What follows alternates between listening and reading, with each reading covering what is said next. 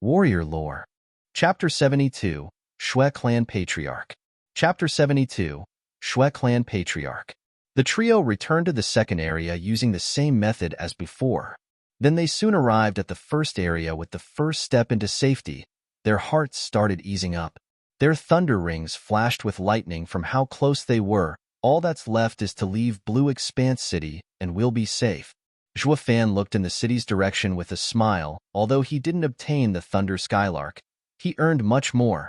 Its egg and two dear friends in life and death moments. Xuaningxiang, however, was frowning, worry plaguing her heart.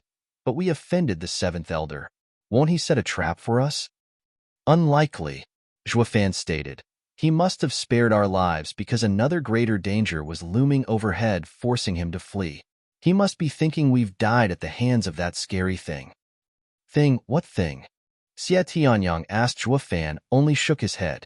He was out like a light at that time, and was unclear what happened. But when he woke up, he saw the destruction around him and came to this conclusion as for why they were luckily spared. Ask heaven. In any case, sneaking out of the city is easy. Zhou Fan smiled. Ninger, what will you do after we leave? I don't know. Xuaningxiang turned gloomy, but then she looked up at Zhou Fan. Big brother Zhou, I'll just go with you. Zhou Fan started while Xie Tianyang became flustered and said, Ninger, how about you come with me to Sword Marquis's abode? Not only will your clansmen not come for you, but even Hell Valley's people wouldn't be able to take you from us. Xuaningxiang happily nodded. All right, big brother Zhou, why don't you also come?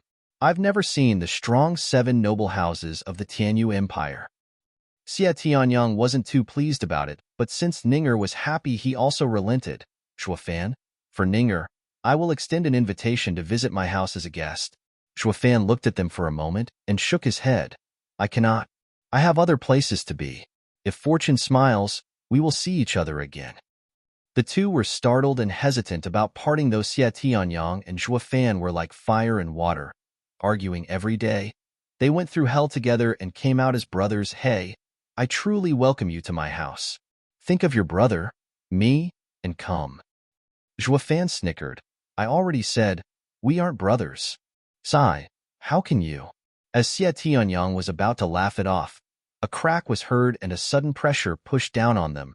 No one is allowed to leave. Whoosh! A black figure appeared with long black and white hair. His long goatee fluttered in the wind, and his eyes flashed as they landed on the trio. Profound heaven expert. Zhou Fan and Xie Tianyang were startled and protected Xuaningxiang with their bodies. Is it an elder from Hell Valley? I've never seen him. Zhou Fan and Xie Tianyang whispered. What was certain, though?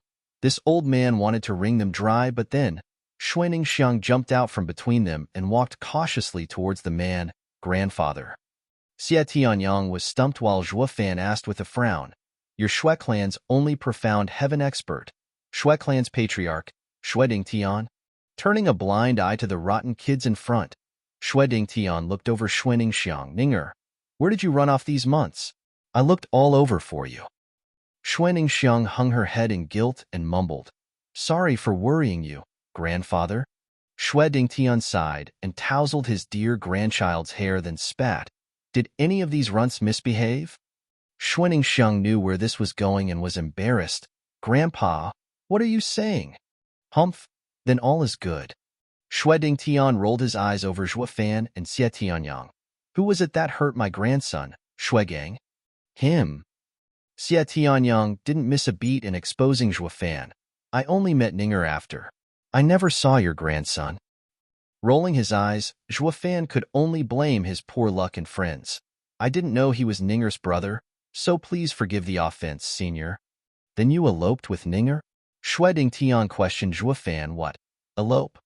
Xie Tianyang cried with a start and grabbed Zhou Fan by the clothes. Zhou Fan, explain it to me. Since when were you so close with Ninger? Shueding Tian glanced at Xie Tianyang and turned towards his granddaughter. Who is that kid, to be even more pissed than me? Xuaningxiang glared at her grandpa, then hit her flaming cheeks with her hands. Grandpa is getting old. How could he mention something like that out of the blue? She was complaining inside, but her eyes sneaked a peek at Zhou Fan. Wait, don't misunderstand. I only asked Ninger to show me the way and nothing else. Zhuofan gesticulated while shouting. Only then did Xie Tianyang stop. Shui Dingtian stared down Zhuofan, but seeing no lies, he spoke, "Good, in that case. I won't be hard on you on account on your time with my granddaughter. Come, Ninger, let's go home." Shui Dingtian pulled her. But Shui Ningxiang turned to the two behind her. Xie Tianyang was getting anxious, wanting to stop them. "Wait." Zhuofan shouted. Shui Dingtian spoke in a cold tone. "Is there something else, runt?" "You can't take Ninger," said Zhuofan with a stony expression, "and I advise you don't return either." Shui Dingtian frowned. "What do you mean by that?" "I'll be frank. We offended the 7th Elder of Hell Valley, and he recognized Ninger. I can guess he's now getting rowdy in the Shui clan. If you go back now, you will die." Shui Dingtian was startled, then looked to see Shui Ningxiang nodding shyly as if thunderstruck. Shui Dingtian trembled and stumbled backward before falling. Shui Ningxiang started crying and rushed to her grandpa. "Grandfather, forgive me." Shui Dingtian tightened his fist as rage swallowed his heart.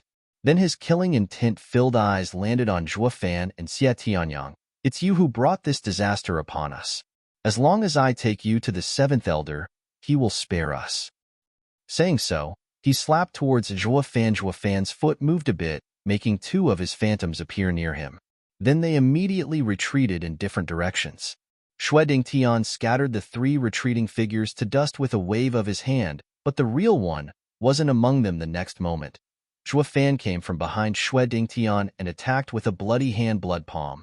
Startled, Shui Dingtian felt his blood vessels boil. He now felt it on his own skin why his son and grandson had lost. Zhuofan wasn't only strong enough to skip stages, but also cunning and hard to fathom. Too bad he wasn't in the profound heaven stage like the old man. Shui Dingtian vanished before the blood palm could hit him, shocking Zhuofan at the same instant. A powerful strike came from behind, and Zhuofan, who was unable to dodge in time, spat blood while flying. Shui Dingtian was about to pursue when a mystical sword intent came at him. It was Xie Tianyang wielding his star sword to strike Shui Dingtian's chest. As he looked at the approaching sword, the sky seemed to have calmed and he could only see the glittering sword moving. Profound ranked martial art. Shui Dingtian moved his foot slightly and disappeared, only to attack from Xie Tianyang's side with a palm. Xie Tianyang spatted blood and flew due to the impact. It was thanks to his spiritual armor that he wasn't heavily wounded. Zhuofan and Xie Tianyang staggered to their feet. A profound heaven expert's power wasn't to be taken lightly. Without an array, they had no chance. That brief exchange from before lasted but a breath, and the outcome was a foregone conclusion. The two couldn't even touch a profound heaven expert. Chapter 73, Cauldron. Chapter 73, Cauldron. "Stop!" cried Shui Ningxiang. Shui Dingtian turned towards his granddaughter and was startled to see her in tears with a dagger at her neck. "What are you doing, Ninger?" Shui Dingtian became nervous. Shui Ningxiang spoke between sobs. "Grandpa, let them go. They're my friends. If I do, then our Shui clan will be no more." Shui Dingtian stepped towards Zhuofan with hatred and killing intent. "Grandpa, take one more step and I will be leaving this world before you." Shui Ningxiang nervously pushed the dagger closer to her throat. Blood began to trace the blade. "Don't!" Xie Tianyang was frightened, but Shui Dingtian gnashed his teeth and pressed on. However, Zhuofan noticed the tears in the old man's eyes. Zhuofan laughed. "Ha ha ha, Shui Dingtian, you've gotten senile. You think taking us to the 7th Elder will save Shui clan? It will only hasten your downfall." "What are you saying?" Shui Dingtian stopped and stared at Zhuofan, sneering. Zhuofan turned to Xie Tianyang. "Do you know who this is? He's from Sword Marquis's abode. By handing him over to the Hell Valley, you will make one of the 7 houses into your enemy. Do you think you can handle their wrath and prevent the downfall of your second-rate clan?" Shui Dingtian became apprehensive. He spoke while scrutinizing Xie Tianyang. "Impossible. You are trying to play me. I would have known by now if someone from Sword Marquis's abode came to Blue Expanse City. 7 noble houses' disciples wander the world, so why should they report to you? Clear those muddy eyes of yours and take a closer look at his spiritual weapon, his martial arts. Are they common? Even in the 7 houses, such a masterful disciple is rare." A chill shook his very core and Shui Dingtian staggered back a few steps. He knew that was a 4th-grade spiritual weapon, and the kid was using a profound ranked martial art. Who could wield both if not a man from the 7 houses? Having Shui Dingtian right where he wanted, Zhuofan drove in the last nail with a sneer. You want to take us back to Hell Valley when it's uncertain if they'll even accept us. But if they do, will the Sword Marquis's abode just let you go? Plop. Shui Dingtian lost all his nerve and collapsed in a shivering mess. The Shui clan was under Hell Valley, but never would they think to step between the conflicts of the 7 houses. If it ever happened, the Hell Valley would toss them in front as cannon fodder. Shui Dingtian began to feel mournful and lost. This year is a disaster for Shui clan. Do we have no other choice but to die at the hands of one of the 7 houses? He could take these runts with him, but he wouldn't want them now even if they landed in his lap. Why, young masters, forgive this old man's rash behavior. I was blind to young master's identity. Shui Dingtian squeezed through clenched teeth and crouched before them to kowtow 3 times. Everyone was dumbfounded. While Zhuofan just took it all in with a critical eye, Xie Tianyang couldn't quite accept it and rushed over. Forgetting the fact he was Ninger's grandfather, just being an aged profound heaven expert was enough to make Xie Tianyang unable to receive such a gesture. With the profound heaven experts, elders in title, back at Sword Marquis's abode, had to kneel too. But Zhuofan's hand barred his way. If you want to save Ninger, show off your status, Zhuofan whispered, to which Xie Tianyang nodded with a bit of startle. Grandfather, get up?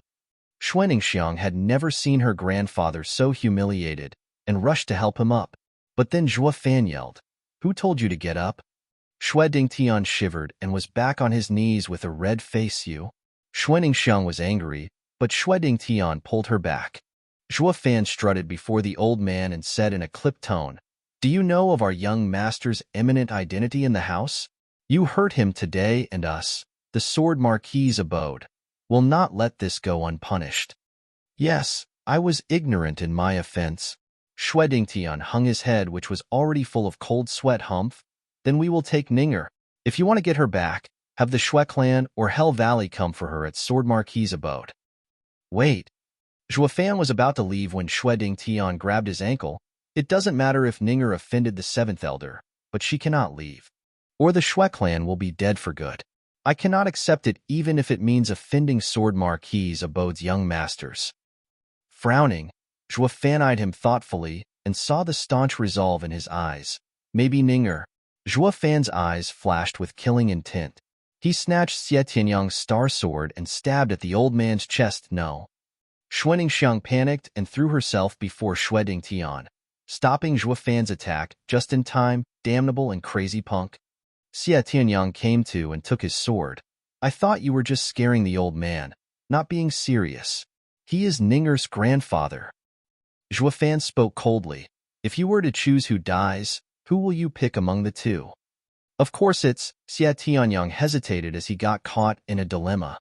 Xuaningxiang didn't understand what was going on between her grandfather and Zhuofan. Shui Dingtian, what do you need Ninger for? Zhuofan spoke harshly. Shui Dingtian sighed. I know that young masters like my granddaughter, but she is already betrothed to Hell Valley's young master. When she is 16 years of age, I will have to take her to them. Because of this, she has tried to run from home so many times. With how the time is nearing its end, if I don't take her, our whole clan will perish. Xie Tianyang asked, Ninger, is this why you ran away? Xuaningxiang nodded sadly. Zhuofan watched Shui Dingtian's wrinkled face for any lies but found none. So even you do not know for sure. If it's marriage, then it's fine. But what? Xie Tianyang snapped. Ninger can't marry some random guy from Hell Valley. Come, follow brother to Sword Marquis's abode. Shui Tianyang, this marriage is fake. Zhuofan shot him a glance, then spoke to Shui Dingtian. If it was about Hell Valley's marriage, they would have come for her ages ago. But have you seen any girl getting married off to them coming back alive?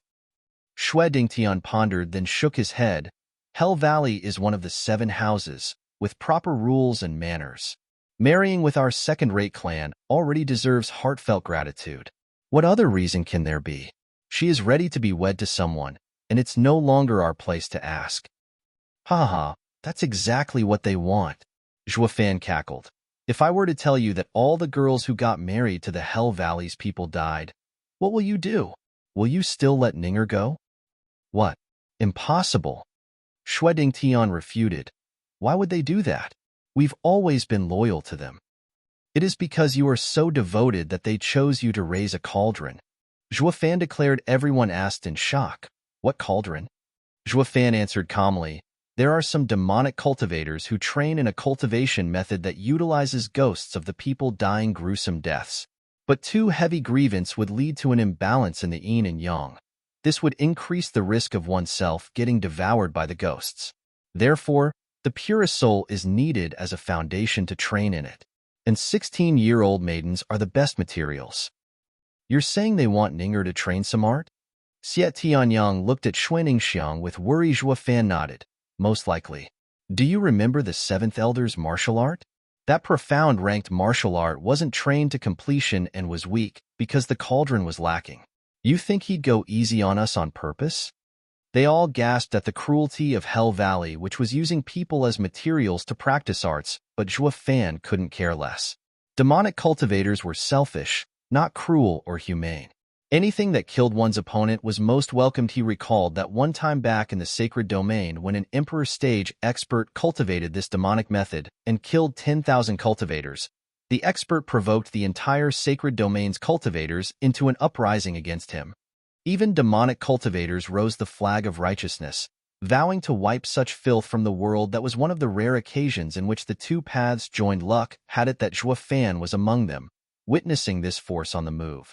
He learned then not to incur public hatred if he wasn't the strongest. That was also why he trained in the dark after getting the 9 Serenity's secret records.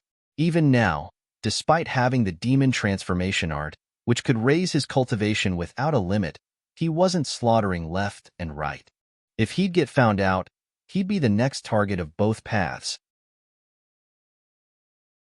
Chapter 74, Flowing Metal Body Refining. Chapter 74, Flowing Metal Body Refining. The silence was deafening. It was so quiet that only cawing was heard.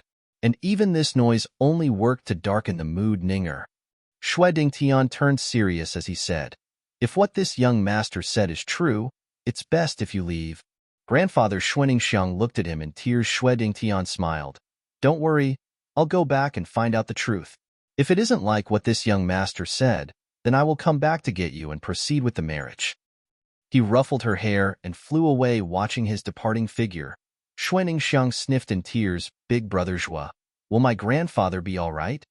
Zhuo Fan's conjectures were always spot on, and Xuaningxiang wished to know her grandfather's fate. She wanted him to say her grandfather would be fine, that her clan would be fine.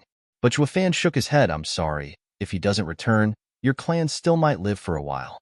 But now, all of them will die." Xuaningxiang was shocked to the core, and tears never stopped falling. Xie Tianyang began cursing to hide his sadness. "Hey, you're not that damn insidious demon's match in reading people. So how can you say they'll all die if he returns? I think a profound heaven expert would make the insidious demon think twice." "Humph, that is where you're wrong.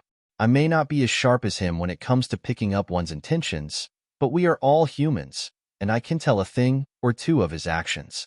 First, we offended him, and since he determined the identity of Xuaningxiang during our fight, he would think that the Shui clan betrayed Hell Valley.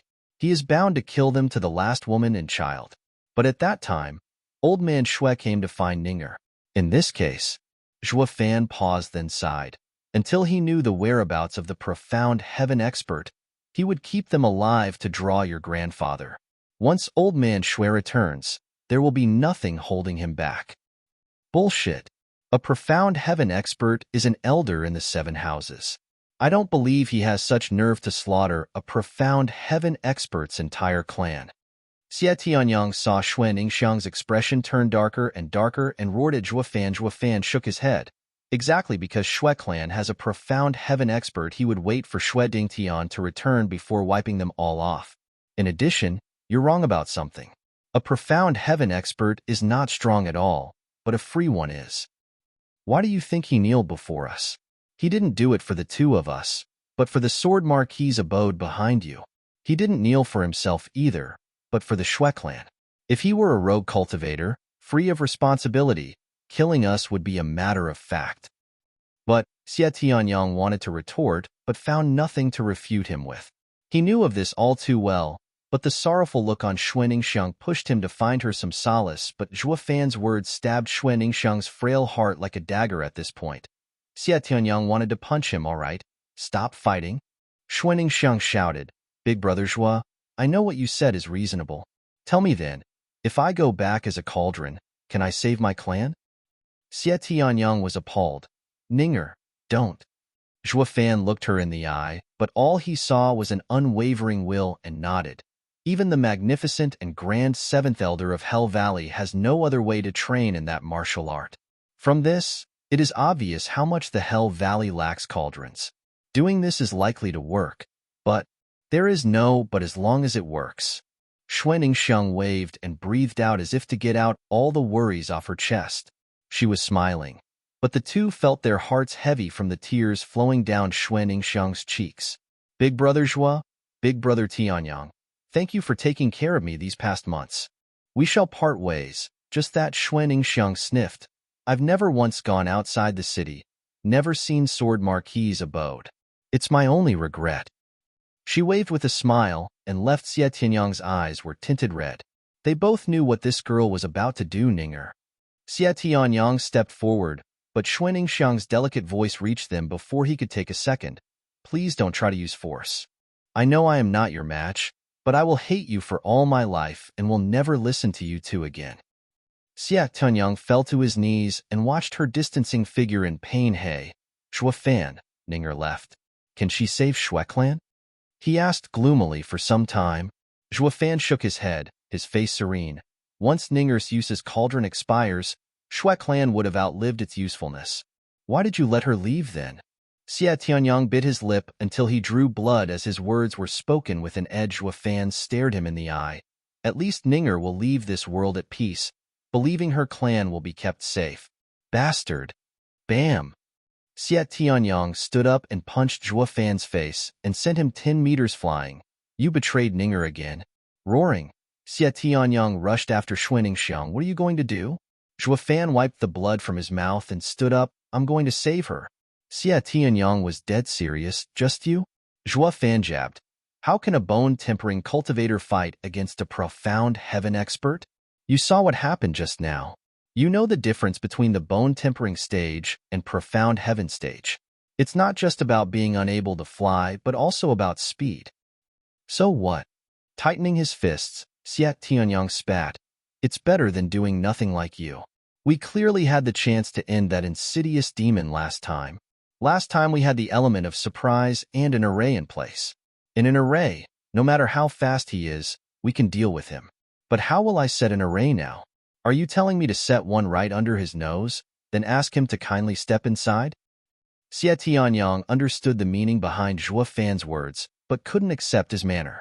Ninger fought through life and death with him, and now Zhuo Fan was just going to sit there and do nothing. Zhuo Fan, I always knew there was no worth in trusting you.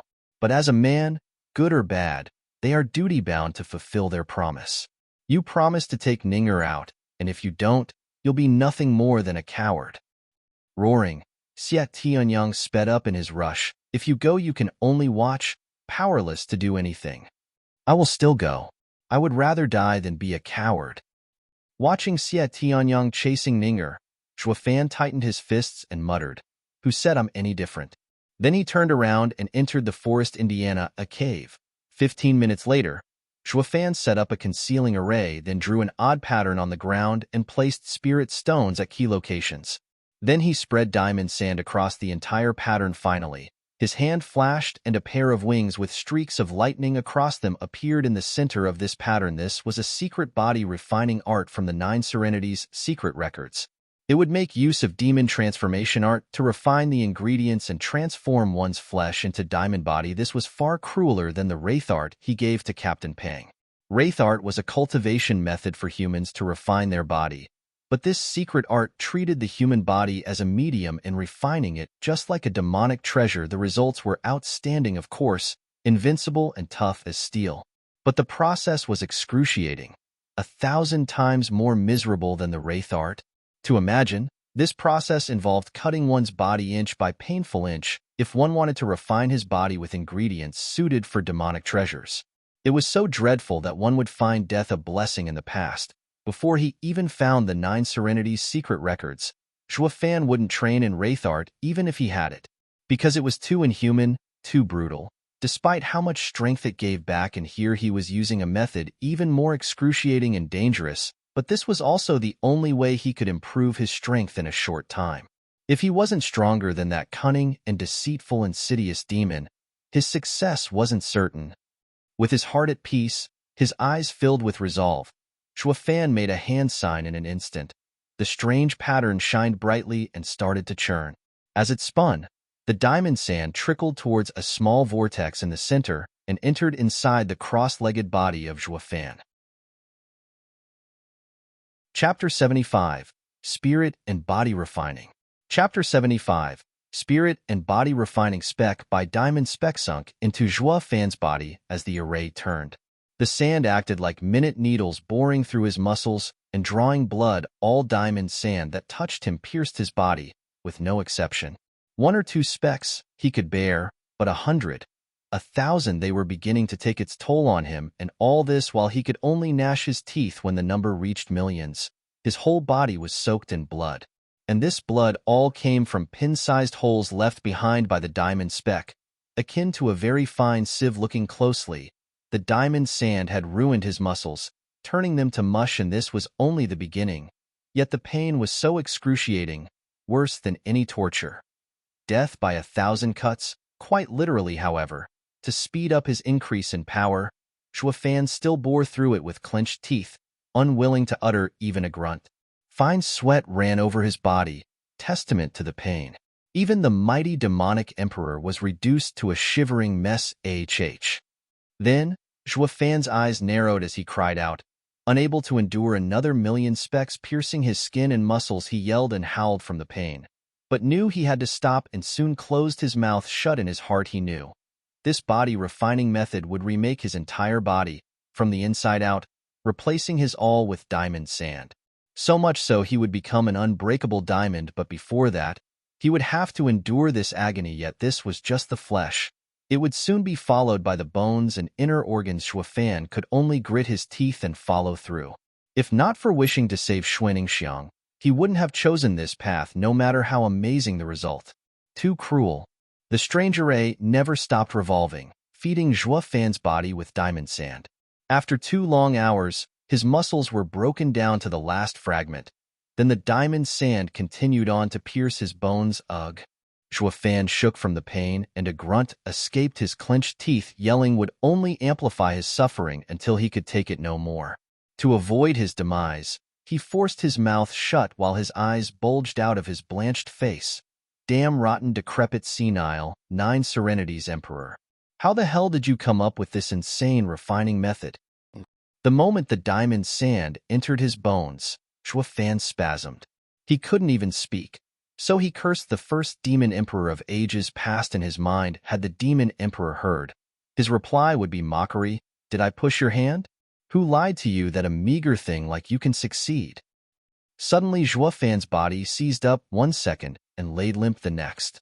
His skeleton was turned to dust in that instant. Such pain filled his eyes with tears, but he was now nothing more than a pile of mush, and all he could do was lie paralyzed on the ground.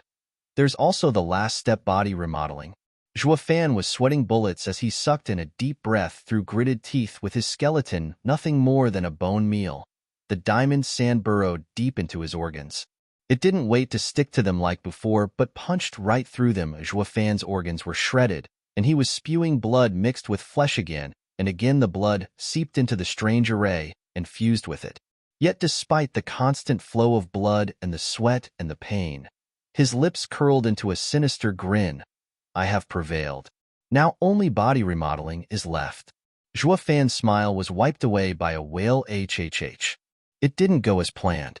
The diamond sand finished with his organs and went for his brain. Be it a mortal or cultivator, the brain was the weakest for both, as it was the place that housed one's soul. Diamond sand was raining havoc in his very soul, his mind. Once it was gone, his death would be final. He felt as if thousands of ghosts were assailing him, a pain down to the bottom of his core. It was thousands of times crueler than the first step, but unlike before, when his mind was clear, the pain was now eating away at his consciousness. His soul was slowly being spent and was on the verge of shattering. And all he could do was wait for his demise, ha ha ha. For me, the grand demonic emperor, to die at my own hands. How ironic. If only I knew how wretched this body-refining method was. Zhuo Fan chastised himself as he grew weaker all this while. The strange array never stopped spinning, and the remaining diamond sand on it was soaked in his blood, but he was too far gone to even care. He was hanging by a thread, one that thinned by the second. What struck him as odd was, why did he have to refine his body through this hellish torture? I must have gone insane. Why did I use this deviant secret art? Zhuo Fan shut his eyes with a trace of regret, as his life flashed before his eyes since he became a demonic cultivator. He overcame all trials bearing his path, becoming the leader of the 8 emperors in the sacred domain, the first below a saint, a path filled with glory. Then he gained the 9 Serenity's secret records, bringing him further joy, and though his disciples sold him out, he was reborn in the Luo clan, as a steward. Then he met Xie Tianyang and Xuaningxiang. Xuaningxiang. Zhuo Fan's lips cracked open, muttering her name in his delirium. Then he flashed his eyes open and yelled, Ninger. He recalled why he chose this path. It was to save her at that moment. The strange array spun faster and faster, encompassing everything in it in arcane power. Zhuo Fan's forehead released a blue flame that turned into tendrils and enveloped his body, to ultimately fuse into the strange array. Zhuo Fan had no clue that this secret body-refining method didn't just refine the body, but one's spirit too. Its purpose was to unearth all potential of a cultivator. If only the body was refined through this method, failure was guaranteed and death was a certainty. When Zhuo Fan was nearing death, he woke up to the reason behind his choice, and his will to live thrummed with power. It resonated with his soul and allowed the blue flame in his body to fuse with the array. It was only now that this strange array displayed its true power. The array spun so fast that it kicked up a storm. It soon turned blue from the flame and melted the diamond sand before fusing it with Zhuo Fan's blood. Flowing throughout his body, golden blood soothed Zhuo Fan's lacerated body, breathing life into his muscles, bones, and organs. The blue flame returned to his forehead once the process was complete and fused with his soul. Zhuo Fan kept his eyes closed, unaware of what happened outside. He only felt his life renewing and growing with every passing moment. All this time, Blood Infant sat cross-legged in his dantian. Seeing the incoming golden blood, it was filled with ecstasy. Swallowing as much as it could, it began to alternate between fading in and out of reality, to ultimately turn into a golden infant. It opened its eyes and they flashed golden, filled with vigor thanks to the blue flame. The pair of wings which streaked with lightning were turned into liquid and entered Zhuo Fan. In a blink, an image of a pair of blue wings appeared on his back with lightning flashing across them. Deep in the All-Beast mountain range, high up a mountain, laid a cave. And from this cave came the shocked voice of a strong middle-aged man. How come the azure flame I gave the kid is now gone? Did he remove it, or did he take control over it? Then laughter came from deep within the cave. Ha ha ha, I must be getting old. For that kid to erase it is already impossible, so how could he refine it? Not even a saint stage expert can receive my azure flame. Although, if he really removed it, how will I find him? Well, he'll come around sooner or later. Ha ha. The man laughed in his cave, and the sound traveled for hundreds of miles, but there was no spiritual beast around to hear it. Chapter 76, Diamond Body. Chapter 76, Diamond Body. Blue Expanse City, Shui clan's entrance. When Shui Dingtian landed, he noticed that the place was eerily quiet. There weren't even guards around. It made his heart nervous, and he rushed inside. He soon arrived outside the main hall. As he looked inside, he saw a familiar figure in the seat of honor, Hell Valley's 7th Elder. Yugiki, the 7th Elder, was leisurely nursing a cup of tea. I wasn't aware the 7th Elder graced us with his presence. Please forgive me for not welcoming you. The 7th Elder's presence here intimidated Shui Dingtian, but he forced himself to show proper respect as if all was normal in the world. Yugiki sipped his tea, then smashed it on the table. Plop, and Shui Dingtian's heart sank with it, giving him a cursory glance. Yugiki broke out in an insidious grin. Shui Dingtian, you've been under Hell Valley's care for a century now. We've always been kind to you. Without a doubt, thanks to Hell Valley and Seventh Elder assisting us, Shui clan reached today's glory. Shui Dingtian forced his anxiety down. Hiding it behind a smile, Yugiki nodded and stood up. He strolled before Shui Dingtian and patted his shoulder with a warm smile. It's great that you think so, then. As he spoke, Yugiki's face twisted and clawed at Shui Dingtian's shoulder as he thundered. Why did you collude with outsiders and steal Hell Valley's diamond sand? Shui Dingtian was shaking in fear and fell on his knees to kowtow. Seventh Elder, this is a misunderstanding. The Shui clan has been nothing but loyal to Hell Valley. We would never do such a thing. Ha ha ha, there was a time I thought the same, that you wouldn't be taking advantage of our kindness then move behind our backs. But that time has long passed. Grunting, Yugiki slapped the table to splinters and barked. Where's your grandchild, Xuaningxiang? Shui Dingtian stammered for a response, but words left him humph. I will tell you. She and 2 runts stole my diamond sand, and they now lie dead in Allbeast Mountain Range. Yugiki's brow shook as he recalled the dreadful howl he heard at that time. If he had stayed a moment longer, he'd be a goner despite not finishing the trio off. He assumed the monster would have finished the job with how wounded they were. He thought ruefully about this event. Xuaningxiang was of use to him, but now she was gone. He came back empty-handed too. No diamond sand and neither a cauldron sighing. Yugiki placed his rage on the Shui clan men. Bring them in. Yugiki clapped, and 3 bone-tempering experts pulled 3 people in chains. Shui Dingtian was filled with sorrow and tears. Fell as he looked at them. They were Shui Wanlong and his sons, Shui Gang and Shui Lin. Heavy hooks dug deep into their shoulders, locking their clavicles in place and sealing their cultivation. From the bruises and wounds all over their bodies, it was clear how close they were to breathing their last. Seventh Elder. Shui Dingtian bellowed and stared down the smirking Yugiki with bloodshot eyes. Shui clan sacrificed its all this past century for Hell Valley in defending Blue Expanse City. Is this how Hell Valley repays its vassal clan's hard work? He, your second-rate clan is nothing but garbage. Hell Valley can have as many as it wants.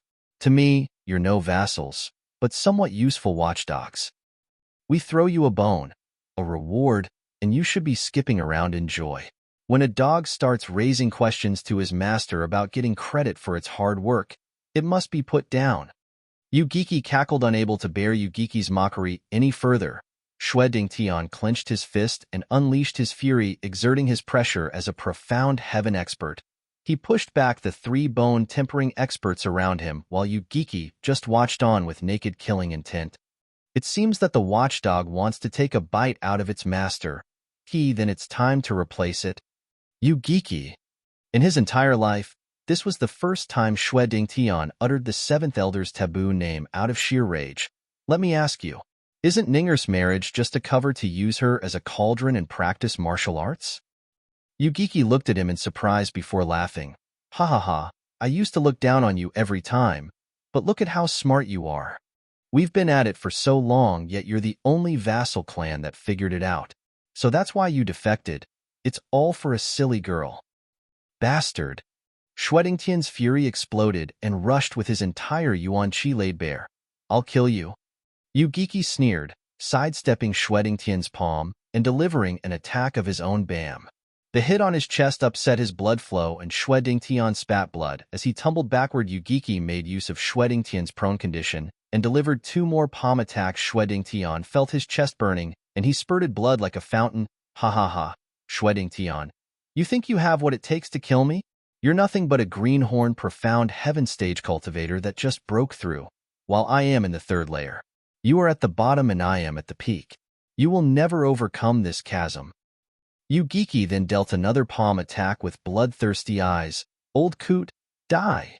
But go in peace knowing that your son and grandsons will follow you. Powerless to do anything, Shui Dingtian closed his eyes, awaiting the final strike. Such an ending, he never wished for his Shui clan. But at the very least, his dear granddaughter escaped this calamity. Shui Dingtian was relieved that Yugiki assumed her to be dead and wouldn't search for her. Stop! A high-pitched cry was heard, and Yugiki stopped his attack midway. Looking ahead, he saw Xuaningxiang at the gate. Holding a dagger to her neck. You're alive? Yugiki was in shock. His sole reason for coming to this clan was to have her as a cauldron. Xue Ningxiang took in the sight of her suffering family, her grandfather beaten to a pulp, and her eyes teared. She only had hatred towards Yugiki for his cruelty. Dagger inching at her throat, Xue Ningxiang threatened, "If you still want me as a cauldron, release them, or I will take my life right here and now." Yugiki mocked, Ninger, get off your high horse. We do need you to practice martial arts, but you aren't irreplaceable. You have nothing to bargain with." Xue Ningxiang was startled and worry gnawed her heart, but she recalled Zhuofan's analysis and showed her white neck as she mocked, "Seventh Elder, you can't lie to me. I know Hell Valley lacks cauldrons. I know of my value. Since you do not care, then I will die along with my family." Xue Ningxiang then traced her dagger along her neck and blood trickled. "Ninger, no. Stop." Xue Dingtian and Yugiki cried at once. Xue Ningxiang looked down on Yugiki. "Seventh Elder, it seems to me that you're not yet ready to let me go." Yugiki's ruthless eyes flashed. "Is that runt still alive?" Xue Ningxiang avoided his gaze. She knew who he was talking about. He died in Allbeast Mountain Range, and you can go look for his body if you want to. But I'm afraid spiritual beasts would have devoured it by now. "Humph, don't try to lie to me." Yugiki sneered, "I have many enemies, but that runt was the first to bring me to such a state, coming back empty-handed and heavily wounded." Chuckling, Yugiki continued, "Girlie, don't take this the wrong way, but you do not have what it takes to see through me. That runt must have told you." Xue Ningxiang only stared back, to which Yugiki shook his head. "In any case, I will have to take a step back.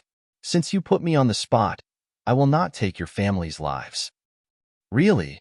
Xue Ningxiang was about to go help her grandfather enjoy, but Yugiki shook his hand and a hook bit into Xue Dingtian. "Ah!" A wail of agony resounded and Xue Dingtian blacked out. His chest was soaked in blood and his clavicle was pierced. Just like his sons. "Yugiki, I said I won't kill them, but your grandfather is a profound heaven expert. I have to make sure he falls in line. I will, of course, let them go once we're at Hell Valley." "You better honor your word." Xue Ningxiang stared at him nodding. Yugiki snickered. "How could I lie when you're so valuable? Men, take Miss Ninger to rest. We will return to Hell Valley on the morrow." An elegant youth arrived next to Xue Ningxiang along with 2 servants. Zhuofan would have recognized him in an instant. He was Yuming, who infiltrated Blackwind Mountain as Yang Ming and later escaped Wingay City, standing next to Xue Ningxiang. Yuming snickered. "So you are the cauldron for my senior's use? I have to say, you sure are pretty." Xue Ningxiang snorted and turned to look at her family as she left accompanied by the servants. Yuming shrugged, then went to Yugiki.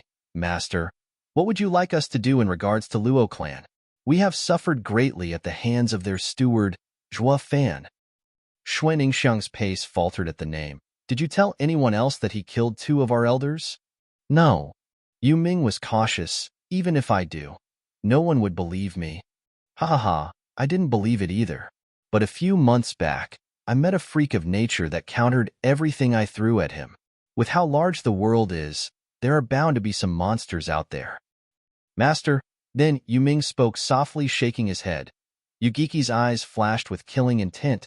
"We will deal with this runt first, then think of a way to end that Zhuofan. Or these 2 whelps will one day be Hell Valley's nightmare." Xue Ningxiang was worried sick at his words, and picked up the pace. She was worried since Yugiki had set his eyes on Zhuofan because of her. Yet none of them knew that the 2 whelps were one and the same. The night seemed endless to Xue Ningxiang as her heart was unable to find peace at dawn. The first rays of sunlight washed over the unusually quiet Xue clan's small courtyard. A dozen servants were already tending to Xue Ningxiang's preparations. Meanwhile, a shockwave passed through the first area of Allbeast Mountain Range and exposed a pitch-black cave. A naked man staggered outside in the gentle sunlight, giving his body a golden shine. His every step left deep prints in the earth, and even the rock crumbled to dust. He sheltered his eyes from the sunlight and looked around. He took another step and rested his hand on the cave wall for support, but his small action destroyed the stone wall completely, and he fell to the ground. The man stood up among the rubble, however. The rock he was on also turned to dust. Taking a moment to adapt, his face now showed resolve. At a closer look, It was clear this man was Zhuo Fan, just that his every line and features were as if sculpted, exuding sharp power. When he opened his eyes, streaks of lightning sparked. Zhuo Fan got a feel of his body and revealed a manic grin. Everywhere he touched let out a metallic sound. He was immensely pleased with his body, which was now completely refined with the diamond sand and was as tough as a 5th-grade spiritual weapon. He then touched his forehead and a blue flame drifted out. This was the flame that the mysterious expert gifted. He couldn't control it until now, but through the strange array's refining, it fused with his soul and became his soul flame. He could now use it any way he wished. Thinking of this made him burst out in laughter. The refining process was hellish, excruciating, and deadly, but the result was astounding. He was now reborn with an unbreakable diamond body. Even a profound heaven expert wouldn't be able to make a dent in his body with but a thought. A pair of wings with lightning flickering over their surface burst from his back and lifted him 10 meters in the air. They were the wings of Thunder Skylark, a creature whose speed was incredible even against a profound heaven expert. This was why he chose to refine them into his body with them. He became a freak, a true monster. Putting on new clothes, he flashed towards the blue expanse city like lightning. Chapter 77, Round 2, Start. Chapter 77, Round 2, Start. Young Miss is marrying. Outside Shui Clan's gate, an obese granny yelled as Xuaningxiang was led outside by 2 servant girls. The entire blue expanse city gathered around to witness the event. Yugiki and Yuming sported a faint smile. Everyone was happy towards Hell Valley's show of gratitude. Some people were even tearing, imagining it was their family's daughter getting married. Xuaningxiang walked before the shocked masses. If before they were amazed by Hell Valley's power, now they were in awe by her beauty. Xuaningxiang was dressed in a common wedding gown but lacked the heavy makeup other brides had. Yet solely from this, her appearance evoked a feeling of genuine beauty, not a fake one from excess preparations. Pure as an orchid, making people afraid of marring. Only this beauty deserved to be married into the 7 houses. The crowd gathered to see her smile, to wish her blessings, but their best wishes and kind thoughts only worked to burden Xuaningxiang's already heavy heart. Everyone here envied her second-rate clan for their marriage with one of the 7 houses. Unaware of the hell that awaited her, slanting her head towards Yugiki, Xuaningxiang asked in a cold tone, "Will 7th Elder accompany me?" "Ha, but of course. It is my duty to protect Miss Ninger and Hell Valley's disciples' wedding, to safely deliver you to Hell Valley." The crowd was once again in awe of their kindness. However, Xuaningxiang only showed a smile of disdain. "What safeguard? It's clearly for monitoring us. At least once Yugiki leaves Blue Expanse City, Big Brother Zhuo can escape." Before she could breathe easy, Yugiki saw through her and said with a cold smile, "Oh right, Miss Ninger, I sealed off all Beast Mountain Range, even your secret tunnel. Those rats won't be able to escape from my palm." "You?" Xuaningxiang flared as her face blanched. It was her clan's secret, and Yugiki must have pulled it out from her father and brother. Zhuo Fan's means of escape was now cut off. 7th Elder, I want. No need to say it. Yugiki cut her off with a cold smile. Your life was exchanged for your family. Nothing more, nothing less. Miss Ninger, after you. He then shook his sleeve. A lavish palanquin was before her with 50 bone, tempering experts around it. Xuaningxiang frowned as she lifted her leg only to put it back down. She wanted to save Zhuo Fan, but Yugiki had her family's lives in his hand. She had nothing to bargain with. Suddenly, Xuaningxiang's thunder ring flashed and her heart seized in panic. "Don't come!" Xuaningxiang shouted at the sky, startling the onlookers. No one except Yugiki understood the reason behind her reaction. With a sinister flash in his eyes, he patiently waited for his prey. "Ninger, I have come to save you." In response to Xuaningxiang's shout came another. It was Xie Tianyang piercing forward with Star's sword at Yugiki's sword. Intent made the crowd gasp as they scattered. Yugiki just mocked, "Humph, so you want to die? A mere bone-tempering cultivator would find their death close at hand against me."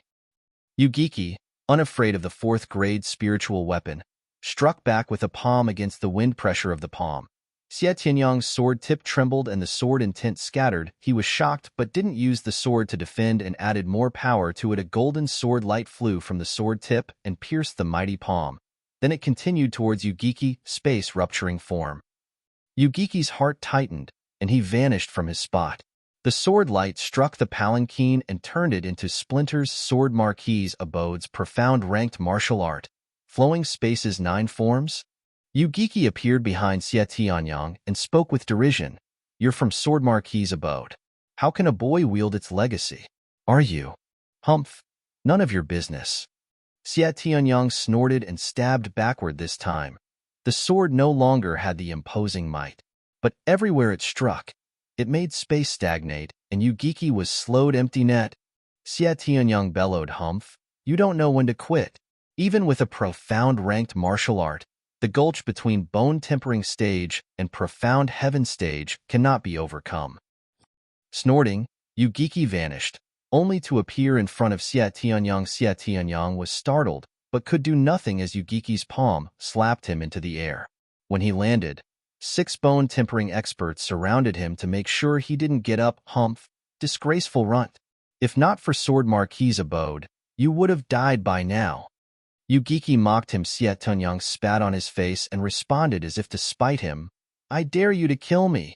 But can you take responsibility for the war that follows? Ha ha ha. Wiping his face, Yugiki's tone turned colder with killing intent. Damn kid. You think I'm scared? You made a mess in my city, so the Sword Marquis Abode won't say anything even if I kill you. Yugiki slapped at Xie Tianyang's chest. Xuaning Xiang cried. No? But Yugiki was dead set on killing him. Stop? An aged voice echoed and a golden sword wave hacked down. Yugiki wasn't about to receive it. This attack was unlike Xie Tianyang's. It was backed by the power of a profound heaven expert. He stopped his attack and jumped 6 meters back. Boom. When the dust cleared, a meter-wide hole was in Yugiki's previous position. Its depth unknown. A white-haired old man drifted next to Xie Tianyang and fanned the bone-tempering experts away. 8th Elder. The old man looked frail, his eyes cloudy, a stark contrast to the true expert he was. Even his right hand was missing 3 fingers, yet this hand was bony and showed its blue veins clearly. Proof he was a seasoned swordsman. Xie Tianyang cried in joy while Yugiki sneered. Jin Suifeng, 50 years no see. How have you been? Fine, until you came to ruin my mood. The elder spat through gritted teeth. His cloudy eyes seethed with bone-deep hatred. 8th Elder, thank God you're here. Help me save Ninger. Xuaning Xiang pulled Jin Suifeng's sleeve, but Jin Suifeng shook his head. Tianyang, this is Hell Valley's affair. We cannot get involved. Youngster, there'll be hell to pay if you poke your nose in others' business. Yugiki snickered, then turned to Jin Suifeng. Case in point, you lost your 3 fingers due to the same reason. Jin Suifeng's eyes trembled from rage as he stared Yugiki down.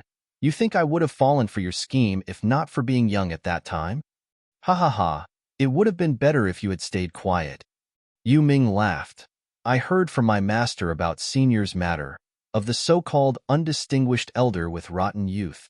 At that time, if Senior hadn't lusted over a girl from one of Hell Valley's vassal clans, why would you force your way in her town, only to finally end with you ransomed by your glorious abode lord with 3 cities?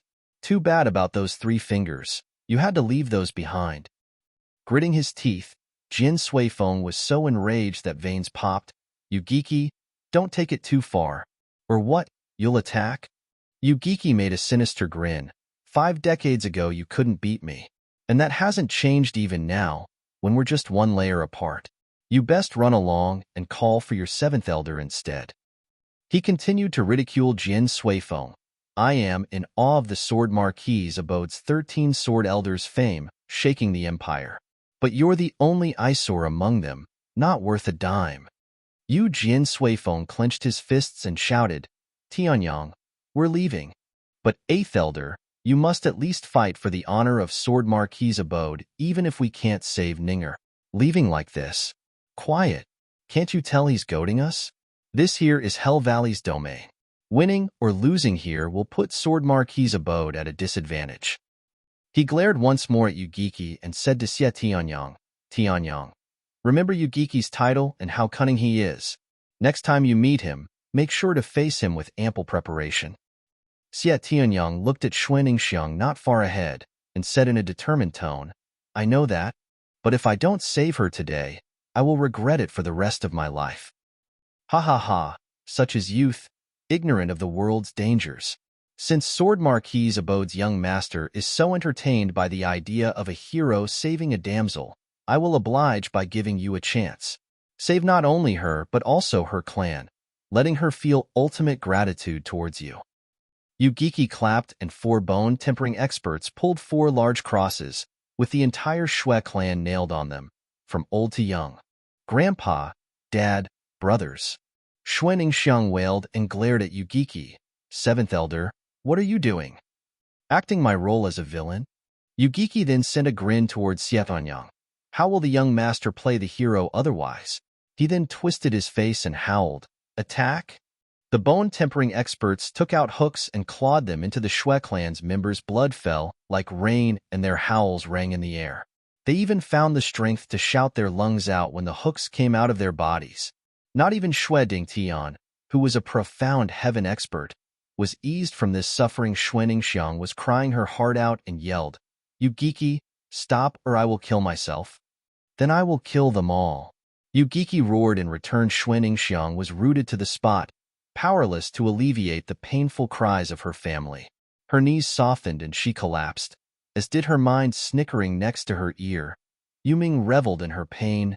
Girlie, get off your high horse. You're in no position to demand anything from my master.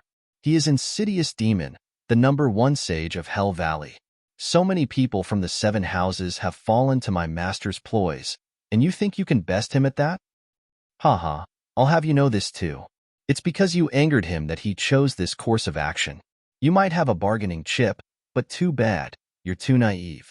And don't forget he has a bargaining chip too, rather close at hand. Shui Ningxiang lifted her head, but all they conveyed was emptiness and tears, despair and agony. She sacrificed herself to save her clan, but she was far from being able to win against this cunning fox. It instead earned his ire, and now he was venting it all on her clan. It's all my fault. She blamed herself for everything. Who will save me now? Shui Ningxiang mumbled while looking at the sky in tears. Who can save us? Humph, idiot. Yuming mocked her but then shrugged. Idiot or not, a cauldron still has its use. Xie Tianyang saw Shui Ningxiang losing herself, and his heart was in pain. Jian Suifeng stopped him from charging over with a shake of his head and a hand on his shoulder. The farther we are from Ugeki, the better. But 8th Elder, Xie Tianyang's words faltered as Jian Suifeng's hand squeezed his shoulder harder. Afraid the kid would make a rash decision. Plop. Xie Tianyang collapsed to his knees, his spirit broken. His pride as a genius turned to nothing but tears of humiliation. The girl he liked was suffering before him, and he was powerless to do anything. Then he suddenly recalled Zhuo Fan's words. It all went out, just as Zhuo Fan had said. Xie Tianyang believed there was nothing he couldn't do. But now he realized how meager and weak he was. It seems that I was the coward all along. He muttered under his breath, Zhuo Fan, you bastard. Where the hell are you? Xie Tianyang then raved through his manly tears and punched the ground until his fist inflamed. Jian Suifeng understood the kid's pain, but couldn't help him. Suddenly, Shui Ningxiang's and Xie Tianyang's ring sparked. Only this time it was much stronger, similar to the time when the 3 thunder rings were close together. He's here. Xie Tianyang looked around with hope. Shui Ningxiang shivered, and her eyes began to regain clarity. She muttered, looking at the thunder ring, Be big, brother Zhuo. Rumble. Suddenly lightning streaked across the sunny sky. It struck down among the crucified Shui clan members and blasted out the bone-tempering experts there in all directions. The dust rose as lightning still flickered within, and everyone was now trying to perceive through it. When the dust settled, it revealed Zhuo Fan sporting his manic grin. Ugeki, I lost the previous round, but the second round starts now. Chapter 78, Terrifying Power. Chapter 78, Terrifying Power. Who is he? Asked Jian Suifeng when he saw Zhuo Fan through the dust. While being shocked by the feeling of dread the youth exuded, he was experienced enough to notice that Zhuo Fan had just entered the bone-tempering stage, and yet the aura and power the kid released held a threat to a profound heaven expert's life. This contradiction made it all feel bizarre. Xie Tianyang felt the same. Zhuo Fan's face, which was radiating golden, added an extra feeling of pressure. It was unlike that from a profound heaven expert, but felt like raw power was seeping in Zhuo Fan and threatened to destroy his last vestige of life. Everyone felt as if they were standing in front of a savage beast that was ready to pounce on them. He is a friend most untrustworthy, but also most dependable. Xie Tianyang smiled wryly as his body shivered. Not from fear, but excitement. He grasped the possibility that this new Zhuo Fan could save Xuaning Xiang. Jian Suifeng looked at Xie Tianyang in amazement. It was his first time seeing this arrogant and genius kid show such confidence and dependence on someone. Jian Suifeng turned to watch Zhuo Fan, to witness what made him so special. Ha ha ha, you not only survived but broke through. Yugiki sensed Zhuo Fan's entirely changed aura but dismissed it. The way he saw it, this was merely confidence from entering a new realm. He would learn on his own skin how weak a bone-tempering cultivator was in the face of a profound heaven expert, and his confidence will deflate like a balloon. One thing did strike him as odd, though.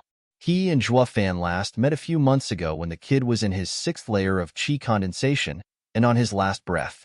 Yet here he was less than half a year later, unharmed and even advanced to bone-tempering stage. His speed sent shivers even down Yugiki's spine. How did this happen? Yugiki thought. This runt is a freak, and must definitely be put down for good. Yugiki snorted. Ming'er, go and end him for me. Zhuo Fan rose an eyebrow in ridicule. Oh, so it's you. That's fine. Last time you ran away and left me with regret, but I will be extra careful in making sure to end our grievance this time around. What? You two know each other?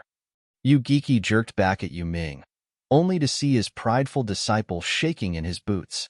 Even his face was twisted, pale beyond belief, useless. Even with me having your back, you're still this scared?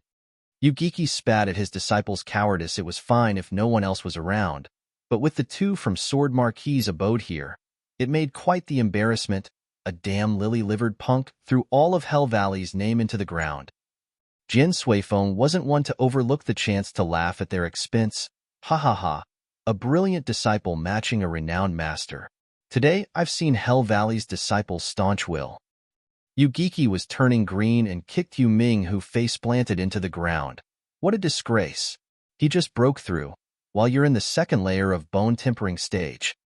Stumbling to his feet, Yu Ming took a short glance at Zhuo Fan. But Zhuo Fan's wicked grin seemed to spell death, and so he threw himself at Yugiki's feet with a wail. Master, he is Luo clan steward, Zhuo Fan. Elder Jian and Elder Yun died because of him. Yugiki froze a second, then flitted a long look at Zhuo Fan. He finally seemed to understand Zhuo Fan's power wasn't limited to setting up 5th-grade arrays.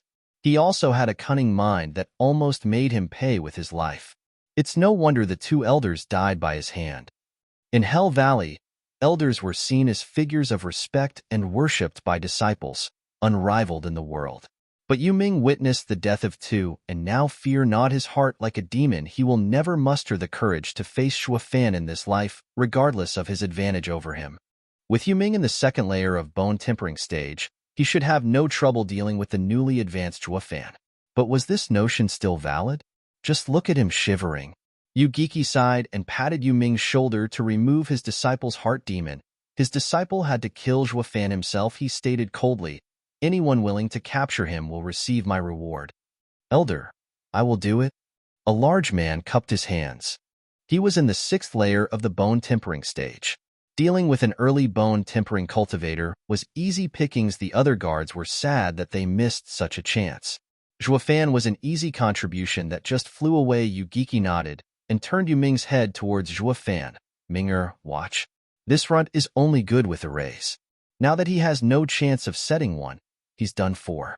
The guard will soon bring him over, and you can kill him yourself to remove your heart demon. Yu Ming nodded and looked ahead. Jian Suifeng frowned. Yugiki sure lives up to his title. He instantly figured out his disciple's state and a way to help him overcome it. Tianyang, your friend is in danger. Xie Tianyang looked at the always composed Zhuo Fan and smiled. That punk never batted an eyelid. He will be fine. Such a reply rose Jian Suifeng's curiosity. The difference between the two is of 5 layers, so the outcome should be clear as day. The large man thundered towards Zhuo Fan with a cackle. You are a heaven-sent gift for me. I can't wait to receive my reward from the seventh elder once I hand you over. People die from greed, while birds die from hunger. It all depends on you if you can defeat me. Zhuofan snickered, ha. You sure have a big mouth for one who is about to die. One fist is enough to make you behave. The large man's punch was as fast as the wind and as strong as a mountain. Yet Zhuofan didn't look like he had time to react. The boom shook in everyone's ears. Xie Tianyang's smile was gone, now replaced with shock that Zhuofan wasn't even able to dodge. He was able to contend equally with me when he was a qi condensation cultivator. So why didn't he move? Xuaningxiang's face fell. Big brother Zhua. Seeing that Zhuofan took the punch head-on, Hell Valley's guards started sneering. I knew he was done for, but never thought it'd be over so quickly. Did he really kill 2 of our elders? If he did, then I am first under heaven. Ha. Curses, that moron got all the reward. Now I want to know what Valley Lord's gift will be.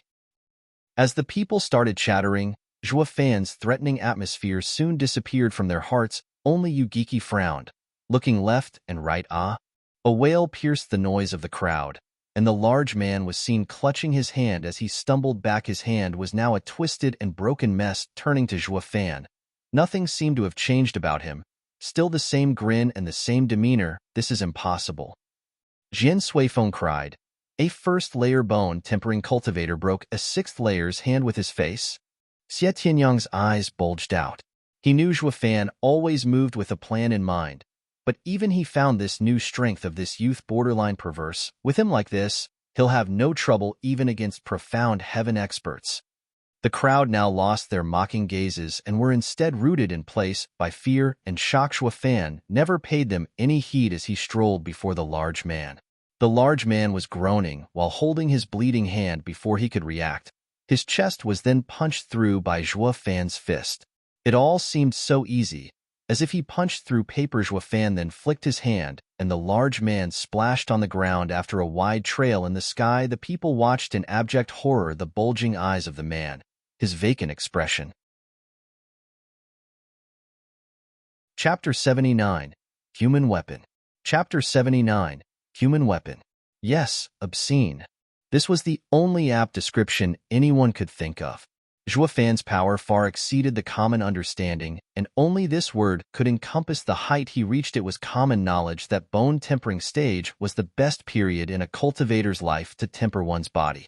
Even a profound heaven expert could, at best, destroy a bone-tempering cultivator's organs. A far cry from what Zhuofan did. Running one through on top of that, Zhuofan just broke through, making this even unprecedented throughout history. Monster. It first began as a whisper, but this word grated everyone's ears and they all agreed to this adequate assessment. Fear was painted vividly on their faces. Hell Valley's bone-tempering guards were no longer envious of the lucky man. Instead, they felt sympathy for him. What rotten luck! Not only didn't he earn merit, but threw his life away instead. Whoosh! Zhuofan was suddenly caught off guard by a white and black pair of chains as they coiled around him. Yugiki smirked, holding the other end of the chains. Damn, even with the kid's insane talent, he'll be mincemeat soon as he is locked by the 4th-grade demonic treasure. Jian Suifeng sighed. He was in awe of Zhuofan's ability, of his bright future. But, a pity he'll die at insidious demon's hand. Xie Tianyang's heart tensed. He didn't foresee a profound heaven expert like Yugiki resorting to sneak attacks on a newly promoted bone-tempering cultivator. Although the person in question was a freak of nature, it was still despicable. Xuaningxiang was happy at first, but then turned worried. Zhuofan eyed the familiar demonic treasure and said, using such underhanded moves from the get-go, that too against a junior 7th elder? Seems like you do not care about Hell Valley's name. Yugiki laughed dryly. You're smart to notice my intention from a look. There is hardly anyone compared to your caliber in the Tianyu Empire. You are one outstanding devil that not even I dare to neglect. Ha. I truly admire the 7th elder's cautious nature. In any case, this junior came without any plan or scheme prepared, only to end you myself. Yet you're so prudent regardless. Yugiki's mood darkened. Reading between the lines, he knew Zhuofan mocked him for his yellow-bellied attitude. Even he had his limits, especially when humiliated in front of such a crowd by a bone-tempering junior. Runt, Say that again, and I'll make sure there won't even be a corpse left of you. Am I wrong? Zhuofan cocked his head and laughed. With your character, the faster you kill your opponent, the better. Yet the first thing you did when I arrived was to send your disciple to test the waters, only to have him reduced to a shivering mess from fear to the point he ignored your orders. And left with no choice, you sent that buffoon to his death in the name of curing your disciple's heart demon. There's no need to even mention winning, but just in case he failed, it wasn't that much of a loss since it offered you the perfect timing to blindside me when I finished him off. And this is the result. Zhuofan enlightened everyone, and even Jian Suifeng was startled so much that his fear for Yugiki grew. He wasn't Yugiki's match, and if he were in Zhuofan's stead, Yugiki would have succeeded in his devious plan. Yugiki is ruthless and cunning to the extreme. Yet that Zhuofan isn't any better, discovering his ploy in an instant. The insidious demon showing such an extreme caution against a bone-tempering cultivator not only shocked him but everyone present on the other hand. Zhuofan wasn't in the least beneath Yugiki in cunningness. Thinking about this let Jian Suifeng hold Zhuofan in higher regard. Hi. Aren't you caught in my web despite seeing through it? Yugiki snickered with killing intent. I just need to twitch my arm and you'll turn putty. Zhuofan rose an eyebrow and laughed. Say, how did a sinister old coot like you turn so stupid? You think it's that easy to trap me since I saw through you? Zhuofan's eyes gleamed and lightning cracked. Bam. Yugiki couldn't even react before the chains were thrown away. Zhuofan now sported a pair of 10-meter-long wings streaked by flashing lightning. Thunder Skylark's wings? Xie Tianyang cried. Zhuofan had appropriated the Thunder Skylark's body for himself. But Xie Tianyang didn't expect him to refine its wings into a demonic treasure since the Thunder Skylark was a 6th-level spiritual beast, adding the diamond sand into the equation. The refined demonic treasure would also be 6th grade. Xie Tianyang was in glee. 6th grade flying demonic treasure? Yugiki's tone was grave. With it, you can match a profound heaven expert's speed, however. As he spoke, he flicked the yin-yang chains. The chains moved individually from opposite directions to seal Zhuofan's escape. A profound heaven expert's advantage over bone-tempering cultivator isn't just limited to speed. I know that all too well. Zhuofan didn't care about the chains. A profound heaven expert relies on his quick moves in melee, not something a flying demonic treasure can overcome. But then, the chains were about to strike Zhuofan, one aiming his head and the other his chest. Whoosh. The pair of wings moved like independent arms and swatted the chains away. Yugiki and Jian Suifeng jerked in shock. This can't be possible. There was an ancient story that spoke of flying demonic treasures that could change shape at the wielder's will and launch attacks. But a demonic treasure was inanimate, so how could it do that? The people there watched Zhuofan as if they were looking at a monster. He sported a faint smile as he spoke at leisure. But when did I say it's a demonic treasure?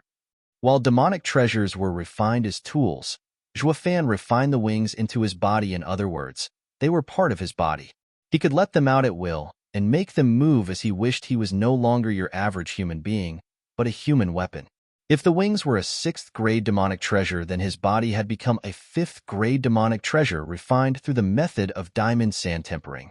This wasn't something Yugiki and the rest could fathom. When not even the denizens of Sacred Domain couldn't. The only ones who could comprehend this were those ancient talents who held the 9 Serenities' secret records and were aware of the deviant secret method to refine materials into their human body. Damn freak. Even the calm Yugiki had to curse through gritted teeth. His eyes were bloodshot and his hands were poised to strike. The 2 chains flitted everywhere and soon became 2, then 4, then 8. Numerous chains approached from every angle like a rain of death, all aiming for Zhuofan. He wanted to beat Zhuofan to a pulp, but Zhuofan smiled fearlessly as he stood his ground. His eyes flashed and the wings moved like lightning. Only the sounds of cracking lightning and grating metal were heard, while not even a trace of the chains nor the wings was seen. But the flickering lightning was proof enough for everyone to know of the bitter fight the two were in. This was a profound heaven expert's speed. This gave a shock to the audience and let them know how weak they were against a profound heaven expert. But Zhuofan was the one who agitated them the most. A bone-tempering cultivator had such power. Xie Tianyang watched numbly with incredulous eyes at how deep the gap between them was.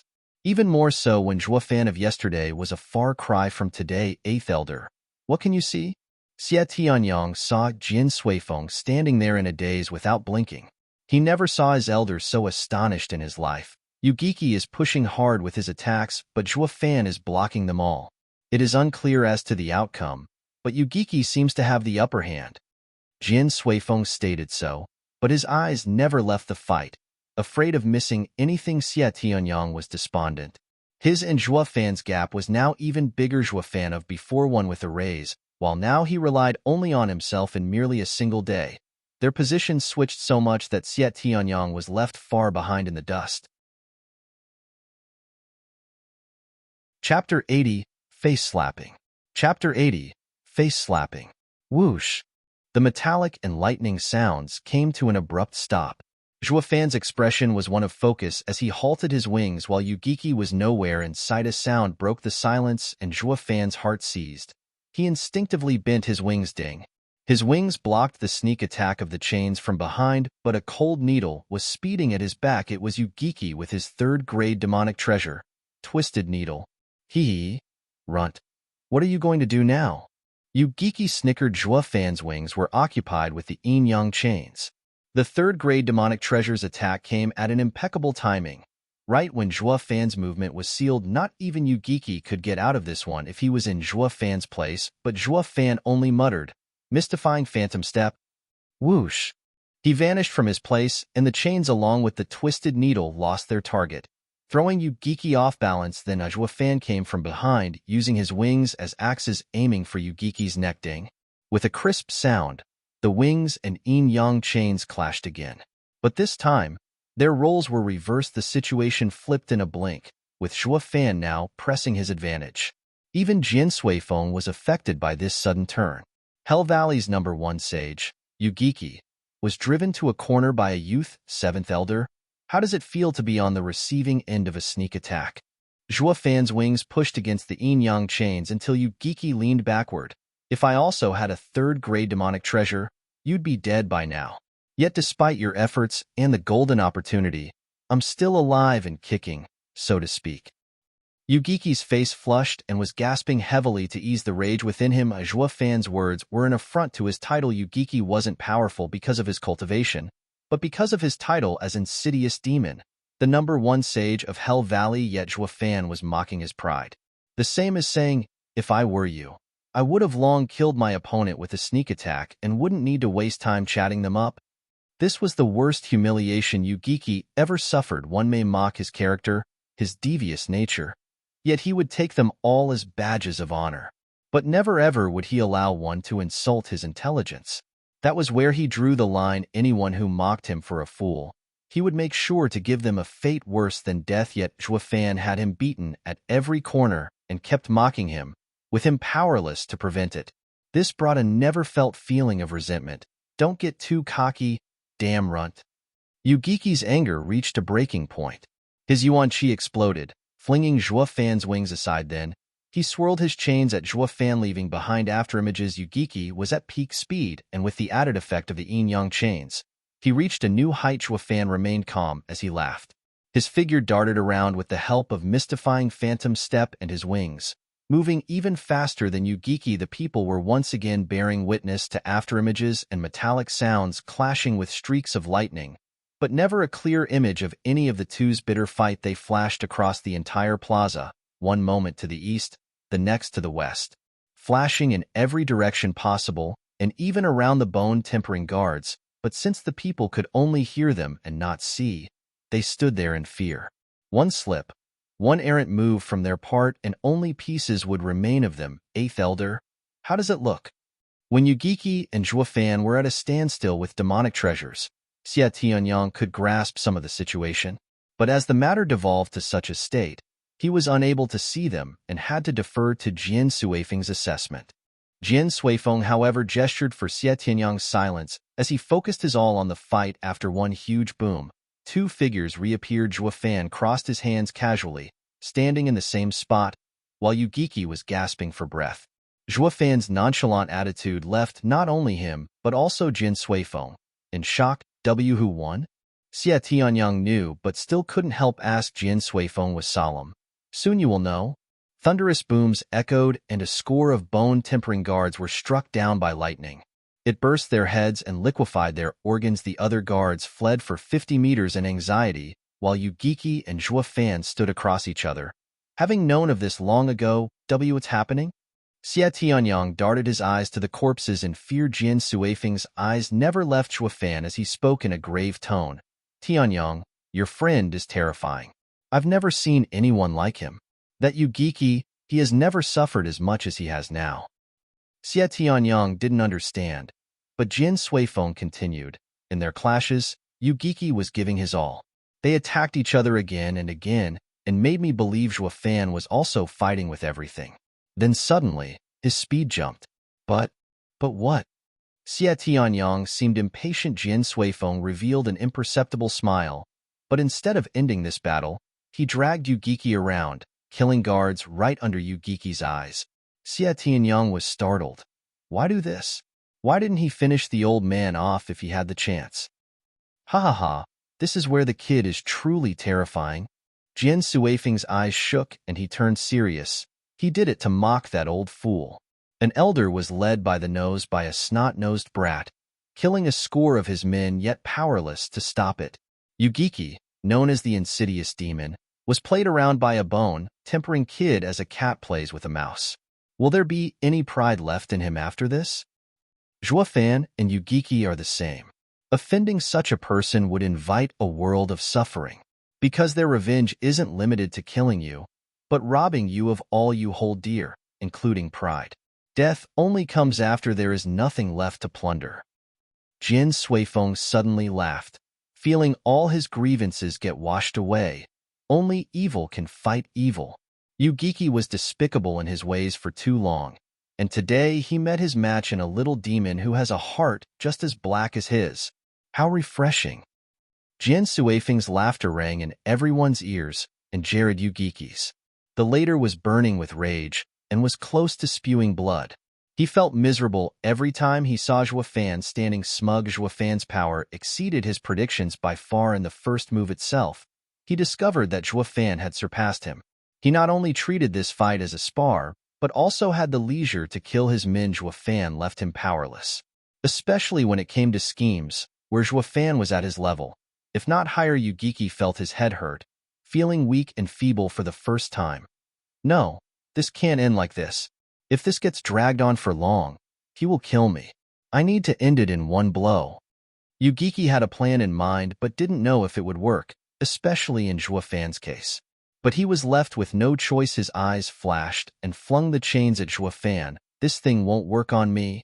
Zhuo Fan smirked, readying his wings, but the yin-yang chains veered off from him at the last minute.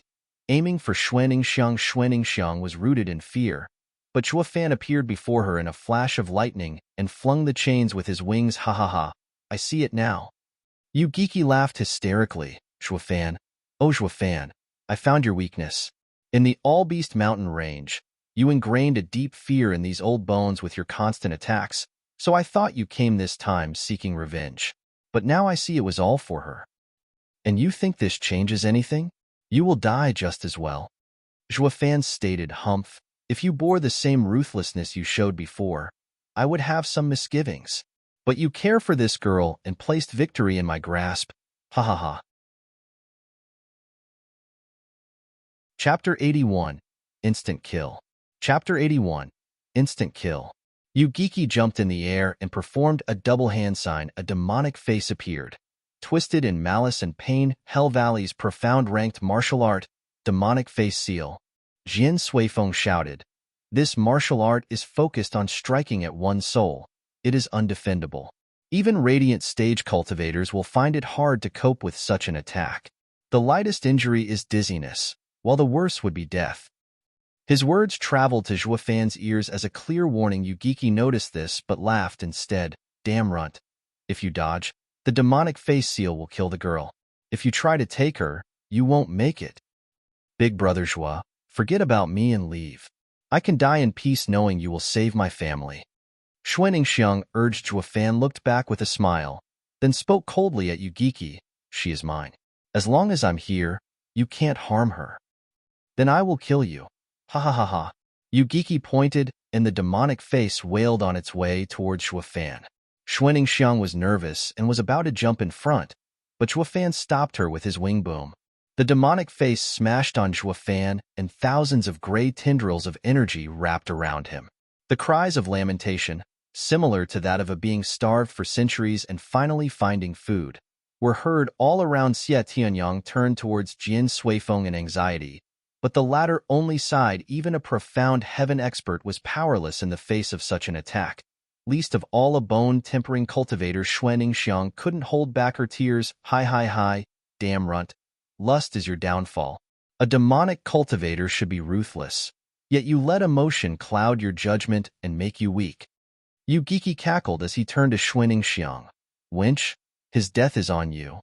Xuaningxiang watched Shuafan become gray, and her cries became heartrending. If not for saving her, he could have lived. Big brother Xua, forgive me, it's all my fault. Xuaningxiang sobbed. Ha. Foolish girl, don't let that old goat see you cry. You're only bringing him satisfaction. Suddenly, Shuafan's voice came from within the ball of gray tendrils. The crowd was shocked. Wasn't Shuafan reeked with pain inside there? How is he so calm? Yugiki cried in fear. This isn't possible. His soul should have been swallowed whole. Ha. You want to kill me with a parlor trick? Aren't you a tad bit naive, insidious demon? An azure flame flashed from within the gray tendrils. The gray energy retreated every time the flame moved. As the gray energy withdrew, Shuafan was soon revealed before the crowd with an azure light coming from his forehead. Shuafan muttered, "Demon transformation art." Suddenly, the gray energy wailed as they were devoured by the azure flame, and Shuafan felt his soul growing stronger. As result, demon transformation art was originally used to absorb everything to promote one's cultivation. The reason he couldn't absorb souls so far was because his own wasn't strong enough. It would only be a detriment if the result would have harmed him instead, but since he refined his soul, it grew in power, akin to radiant stage cultivator's level. And having the strange azure flame as a protector, this measly amount of vengeful ghosts were nothing more than a snack after the flame removed the waste. Eyeing Yugiki in the air, Shuafan mocked. Is that it? If you have no trick up your sleeve, guess I'll have to get serious. Get serious? Hee. Stop showing off. Are you saying you've been playing around all this time? Yugiki was both angry and startled. Startled that Shuafan could dismiss such a strong attack, and angry from his contempt, but that was how Shuafan treated him. With naked contempt. Wasn't he insidious demon of Hell Valley, their #1 sage? Despite all that, fear grew inside him. This was a foreign feeling to him, since he always grasped his opponent's weakness before striking them down. But when he looked at Shuafan, he only felt powerless despite everything he threw at the kid. Furthermore, he had a nagging feeling that all his moves were within Shuafan's calculations. Shuafan played him like a fiddle, leaving him without a shred of dignity. This fear he had was the worst he ever felt. Chuckling, Shuafan mocked again. "Seventh Elder, I wonder, do you remember what you told me a few months back in the Allbeast Mountain Range? Against true power, all schemes are moot." Yugiki's eyes dilated, his heart sped up, and a bad feeling crept its way down his spine. "Today, I throw this line right back at you." Grinning, Shuafan pointed at the sky. "In just one move, I will have your head." Bullshit. Yugiki could no longer take it and snapped. He now realized Shuafan's end goal this time was revenge against him, while he was only saving Xuaningxiang and passing from the moment Shuafan showed up. He smacked the old man's face at every corner to show him how useless his insidious demon moniker was before true power. "My intelligence is laughable when it comes face to face with raw power. My cunningness falls short to his." Shuafan wanted to crush his pride as an insidious person. To die in pain. What a dreadful kid. Far worse than even Yugiki. Jian Suifeng felt overwhelmed with shock. He is even more terrifying than Zhuge Changfeng. This thought helped Jian Suifeng understand Shuafan's actions so far. It is unknown if he will one day be friend or foe. Observing him now is for the best. Ignoring the gazes around him, Shuafan stared down Yugiki with delight in his eyes. Perhaps all demonic cultivators were at their happiest in the throes of slaughter. Shuafan laughed. "Yugiki, ready? It's time you see what real power looks like." He jumped the next moment, bam. He shot for Yugiki like a rocket. Yugiki attacked with his yin-yang chains.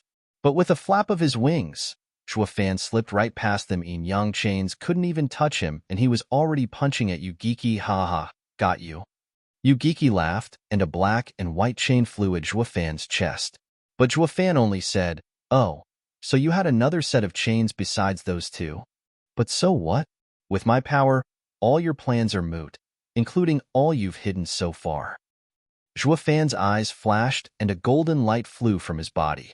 It was the blood infant after being refined with diamond sand. The blood infant, which was comparable to a 5th-grade demonic treasure, charged at the black and white chain. The chains couldn't last even a second as blood infant tore through it along with Yugiki's arm. Yugiki was shocked to find that the golden light, which passed by his ear, had taken away not only the chain but also his arm. He only now woke up to the validity of Zhuofan's previous words, so much so that blood infant's power scared Yugiki. He had no time to feel the loss of his arm when Zhuofan's punch was right at his face. Damn runt.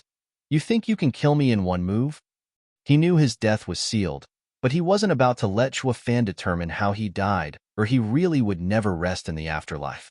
The only reason he still fought was for his honor. Whoosh. 3rd-grade demonic treasure twisted needle flew from his sleeve towards Zhuofan's fist. As long as he stopped the fist, he wouldn't die in one blow. Such was the glorious mind of the number 1 sage in Hell Valley. Reduced to after fighting with an equally insidious demon, Zhuofan was here to make sure he would be left without a scrap of honor. The punch still moved without hesitation, meeting with the twisted needle, to the joy and hope of Yugiki, but the crisp sound that resulted from the contact revealed that the twisted needle broke in two. The fist was unaffected in the slightest as it bore into Yugiki's chest. Yugiki watched in horror and muttered, "What kind of damn monster are you?" "Humph, I don't mind telling you. My body is as strong as a 5th-grade demonic treasure. Yours was only a 3rd-grade demonic treasure. And as for why I'm such a freak," Zhuofan's eyes flashed as he recalled the endless anguish and torment he had to live through. "Isn't it all your fault?" Roaring, Zhuofan threw his fist and flung Yugiki into the ground. Smashing a few buildings, blood flew from Yugiki's mouth as he watched Zhuofan in the air with shock and loss. "How does your freakish change have anything to do with me?" With this final thought, Yugiki's head sagged and breathed his last. His eyes were wide open, never to find peace. Chapter 82, Shocking Fame. Chapter 82, Shocking Fame. Zhuofan spread his wings among the clouds and hovered like a god towering above the ants. In his hand, he was clutching a still-beating heart which was dripping blood, but the owner of this heart had long met his end and was no more than a stiff corpse. Never again able to find peace from the horrors he endured, the onlookers raised their heads in shock, but witnessing the majesty of Zhuofan, they even forgot to breathe. Fear was almost palpable among the Hell Valley's guards. In just a single blow, the notorious insidious demon, the number 1 sage of Hell Valley, Yugiki died. Xie Tianyang was in denial of what he witnessed. Even Jin Suifeng was swept by fear as he gazed upon the youth hovering in the sky, a true monster. Jin Suifeng muttered. Zhuofan simply relaxed his grip and the heart dropped down to the ground with a splat, but this casual action seized everyone's hearts as Zhuofan's cold stare roamed among the people. They lowered their heads in fear, horrified that the demon would set his gaze on them. Zhuofan, however, only laughed. That guy must have run off to his house. He actually slipped away again. He suddenly swooped down, alarming the people into scattering. But he went by Xuaningxiang and held her. Xuaningxiang let out a short cry before being carried into the clouds. They both then disappeared in a lightning flash in a clearing outside Blue Expanse City. Lightning sparked, revealing Xuaningxiang and Zhuofan landing. As he eased her onto the ground, she looked at him in puzzlement. Zhuofan had a faint smile. "I said that I will take you out of the city, and I have. Now, I have fulfilled my promise." "Is this the outside world?" Xuaningxiang darted her eyes around and breathed in, a smile playing on her lips. "This is the first time I'm walking outside the city. I'm finally out." Xuaningxiang laughed and blushed. "Thank you, big brother Zhua." "It's nothing. We shook on it, didn't we?" Zhuofan said, "Ninger, this might be the right time to say goodbye." "You're leaving?" Xuaningxiang jerked her head up, her eyes fixed on Zhuofan. "Where to?" He sighed as he said, I don't know. There are still so many things I need to do. The most pressing matters were finding the Lightning Canyon, Heavenly Emperor's remnant, and searching for experts to strengthen the Luo clan. Despite having no clue where to start on any of them, he had to keep looking. Xuaningxiang saw his mind was set and spoke softly, Big brother Zhua, see, can I come with you? No. Zhua Fan denied. With your strength, you will be in too much danger. Xuaningxiang lowered her head in defeat. She knew she'd be just a burden to him if she went. Zhua Fan tousled her head with a smile. And you still have your clan to look after. Shui clan offended Hell Valley and needs to find someone that can protect it. The Sword Marquis's abode is a good choice. From Xie Tianyang's sharp mouth, he must be quite high-placed. If he vouches for you, Sword Marquis's abode is sure to take you in. Xuaningxiang raised her head then nodded. Now was the time to look for a safe place for her clan. It would be too cruel of her, and selfish, to go with Zhua Fan and leave her father and brothers in danger. She was embarrassed but still felt reluctant to part with him. Bye, little sister.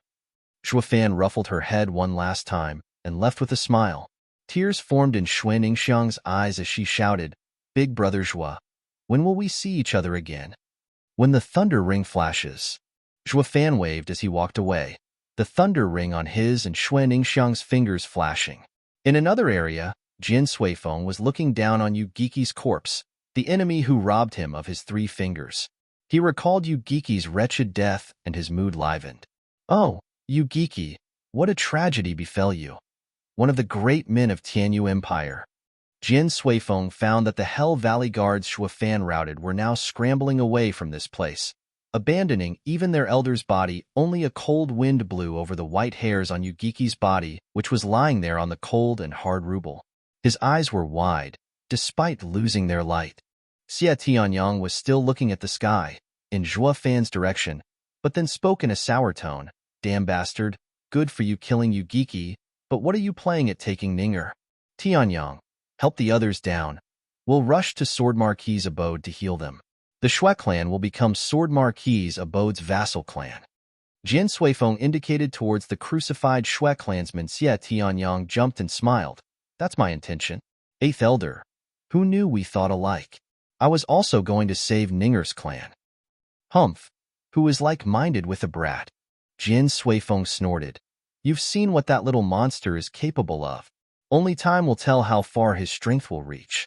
Since he went out of his way to save these people, it won't hurt to earn his favor. We might even become friends in the future. And in case we stand on opposite sides, we can use these people as hostages to deal with him. Xie Tianyang only smiled wryly at his elder's reasoning. Humph. So you're not saving Shui clan because of me, but because of that prick Zhua Fan. Just who is a Sword Marquis's abode's core disciple here anyway? If this gets out, my name will be dragged through the mud. Although secretly cursing, he still went to work. Since this was his aim all along, to help Xuaningxiang, yet none was the wiser as half a mile out. Yu Ming was curled up in shivers. His fear of Zhua Fan grew out of proportion, to such a scale that he might never overcome this heart demon. Bastard. This is the 3rd time. What did I ever do to you? Everywhere I go, you come killing. Last time you killed 2 elders, and this time you killed my master. Abomination. Yu Ming cursed Zhua Fan to high heavens. But when Zhua Fan's cold face resurfaced in his mind, shivers reeked his body. A month later, in the Emperor's gardens of the imperial capital, 2 old men were playing chess beneath a pavilion. One of them was dressed in a golden gown and had white temples and cloudy eyes. He was the Emperor of Tianyu Empire. The other, elderly, had a long beard, white hair, and exuded an imposing aura. Whenever a guard looked his way, their eyes were filled with respect. Among the melodious chirping of the garden birds, the chess pieces being moved made for a calming rhythm. Suddenly, a wail broke the blissful peace. Lord Father, something big just happened. A 200-kilo round ball of flesh rolled next to the Emperor. He shook the very earth he stepped on and threw the chess match into a mess, rubbing his forehead. The Emperor smiled dejectedly at the other man, who only smiled understandingly. Songer, didn't I tell you to face all events with calm? And haven't you noticed that I am playing chess with Mr. Sima? Why yes, I know my wrongs. Yuan Song rushed to bow to the Emperor and the elderly, then wiped the sweat from his forehead. Speak. What is the matter? The emperor held on to another chess piece. Not minding his son Yuan-song forced his excitement down and said in a grave tone, reporting to Lord Father, Hell Valley's 7th elder was killed a month ago. The chess piece in the emperor's hand clanked on the board, and he looked at the frowning Mr. Sima, who did it. The emperor then turned his hardened face towards Yuan-song, seeing no one around. Yuan-song whispered, It is someone from the clan we are currently endorsing, Luo clan steward, Zhuo Fan. A month ago, something got into him that he killed the 7th elder of Hell Valley in Blue Expanse City under everyone's eyes. It was also revealed that he was the one who killed Hell Valley's 2 other elders in Windgaze City and used Veiled Dragon Pavilion as a patsy. What? A brat killed Hell Valley's 3 elders, their precious Yugiki included? What guts? Mr. Sima said to the emperor, Your Majesty, how should we handle it? The emperor evoked a faint smile and kept playing chess. If it only involved the 7 houses, it would have posed a headache. But as matters stand, Yuan Shan won't have the cheek to complain to me. Don't let them snuff out the Luo clan. This pearl of mine is about to reveal its splendor. Ha ha ha. Bam! The emperor slammed the chess piece with delight. Yuan-song looked long at the emperor, then bowed and left. Prime Minister's residence in the imperial capital. Prime Minister Zhuge Changfeng laid on a rocking chair with half-closed eyes, swaying gently. Suddenly, a black shadow whispered in his ear, What? Zhuge Changfeng flashed his eyes open in shock, then sighed. The balance between the 7 houses is now askew. I will need to make ample preparations for the aftermath. And he resumed his previous state, gently swaying on the rocking chair. High Priest's residence in imperial capital. A white-haired elder was reading through some information delivered by one of his men. As he read through, a frown appeared on his forehead, and he signaled his men to withdraw with shaking steps, deigning his old appearance. The elder walked into the observatory and looked up towards the sea of stars. The star of war is near and turmoil is on our doorsteps. A spark is enough to light this powder keg. The ruler is about to change. I only hope the people can weather the storm. Veiled Dragon Pavilion's headquarters pavilion. Lord Long Yifi and some elders were in a meeting, but 2 young people were also present, Long Jie and Long Kuei. Because of their efforts and brilliant conduct, 7 days ago, Long Yifi officially allowed them to participate in the Elder Council, pleasing the 2 to no end. Recently, Xiao Kuei and Xiao Jie have displayed impeccable conduct. I propose to send them to cultivate under the Grand Elder and learn the house's profound ranked martial art. Long Yifi smiled, looking at the 2, and spoke with pride. 3rd Elder commented with a hardened look. These 2 kids progressed well, however. They are only average by contrast with the other house's genius disciples. How? 3rd Elder, don't underestimate us. We are on the verge of breaking through to the bone-tempering stage. Long Kuei protested while Long Jie was in accord. 3rd Elder is right. I heard rumors that Sword Marquis's abode Xie Tianyang became a bone-tempering expert 3 years prior. We are still far behind him. Xiao Jie is so modest. You will do great deeds in the future. Godai Longju nodded with satisfaction. A black crow perched on his shoulder, the soul-devouring crow he got from Zhuo Fan. Looking at the bird, Long Jiu couldn't help his expression softening. If you 2 brats were half a man my brother Zhuo is, you'd be training our passed-down profound ranked martial art by now. Humph, Uncle Jiu. Why bring him into this? Long Kuei always became irritated whenever she heard Zhuo Fan's name. He is cocky, brash, and doesn't want to join Veiled Dragon Pavilion. Even if he has a smidgen of talent, that doesn't make his rise guaranteed. We will undoubtedly surpass him. A man suddenly barged in while shouting, Urgent report, Pavilion Lord. 3rd Elder waved him away after taking the report and read it. The next moment, his hand froze and the paper drifted to the floor. What's wrong, 3rd Elder? Long Jiu picked up the paper in worry, never having seen 3rd Elder so spooked. But the contents left his soul eye in tears. Good brother, I owe you again. What is all this about? Long Yifi was inquisitive like the rest of the people present, and took the paper. His brows shook and his voice betrayed his excitement. Hell Valley's Yugiki was killed by Zhuo Fan in Blue Expanse City. What? Everyone was dumbstruck who hadn't heard of Yugiki. He was the greatest headache of everyone, especially for Long Jiao, who had his eye stolen in Yugiki's ploy, yet this dreadful man was killed by Zhuo Fan. Their shock was understandable. Even Long Jie and Long Kuei had heard of Yugiki's infamy. After all, he was a man feared by all elders of the Veiled Dragon Pavilion. They instantly felt how far behind Zhuo Fan had left them. Ha ha ha. Well done. Long Yifi burst in laughter. I was right in my decision. This kid is a dragon among men. Increase our support to the Luo clan and send some men to safeguard their clan. I'm sure we all can agree on that. It was a unanimous decision. Not even the elders who were against Long Yifi proposing an alliance with Zhuo Fan showed any complaint. After all, none of them here could do what Zhuo Fan did. Sending that Yugiki to his grave and the Veiled Dragon Pavilion was just the beginning. The continent's clans soon came to know of this affair.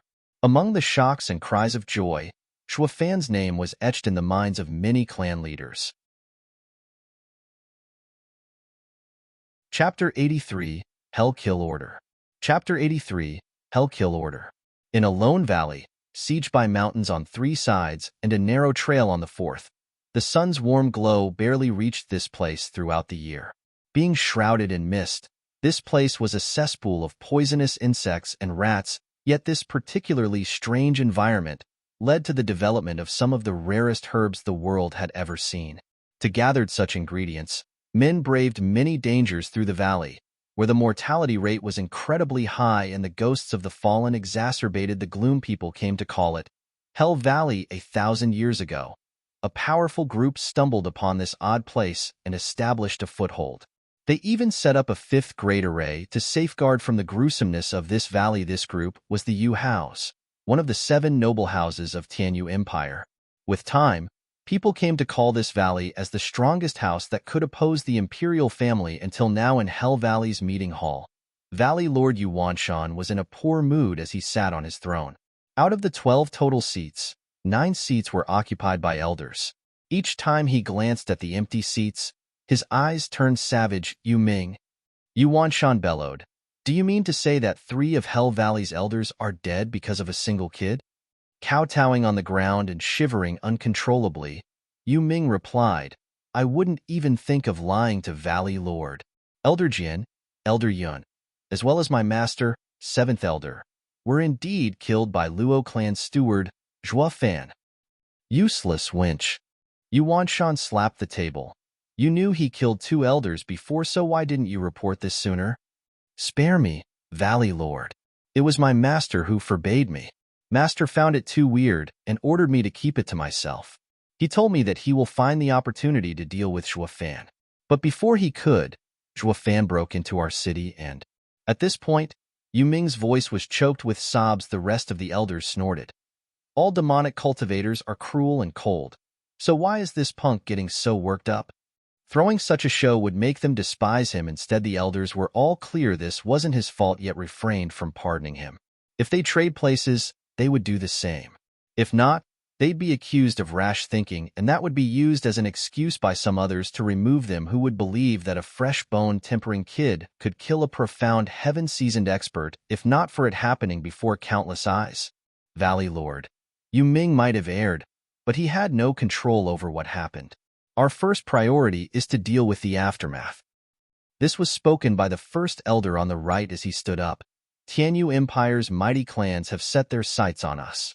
If we let that kid go unpunished, what will the people think? We will become the laughingstock of the Empire, and our vassal clans will abandon us. Yu Wanshan frowned. His eyes filled with cruelty. Grand Elder is right. We cannot let that punk get away with this. Wasn't he some steward of Luo clan? We'll make the Luo clan answer for his transgression. Valley Lord, you mustn't. A deep and worried voice traveled from an old man with raven hair. Seated on the opposite side of Grand Elder Yu Wanshan snorted. 2nd Elder, what are you trying to say? Do you think it's all right for someone to kill our people, shame us, and then walk away? What will others think of Hell Valley? Valley Lord, I am not stopping you from settling this debt.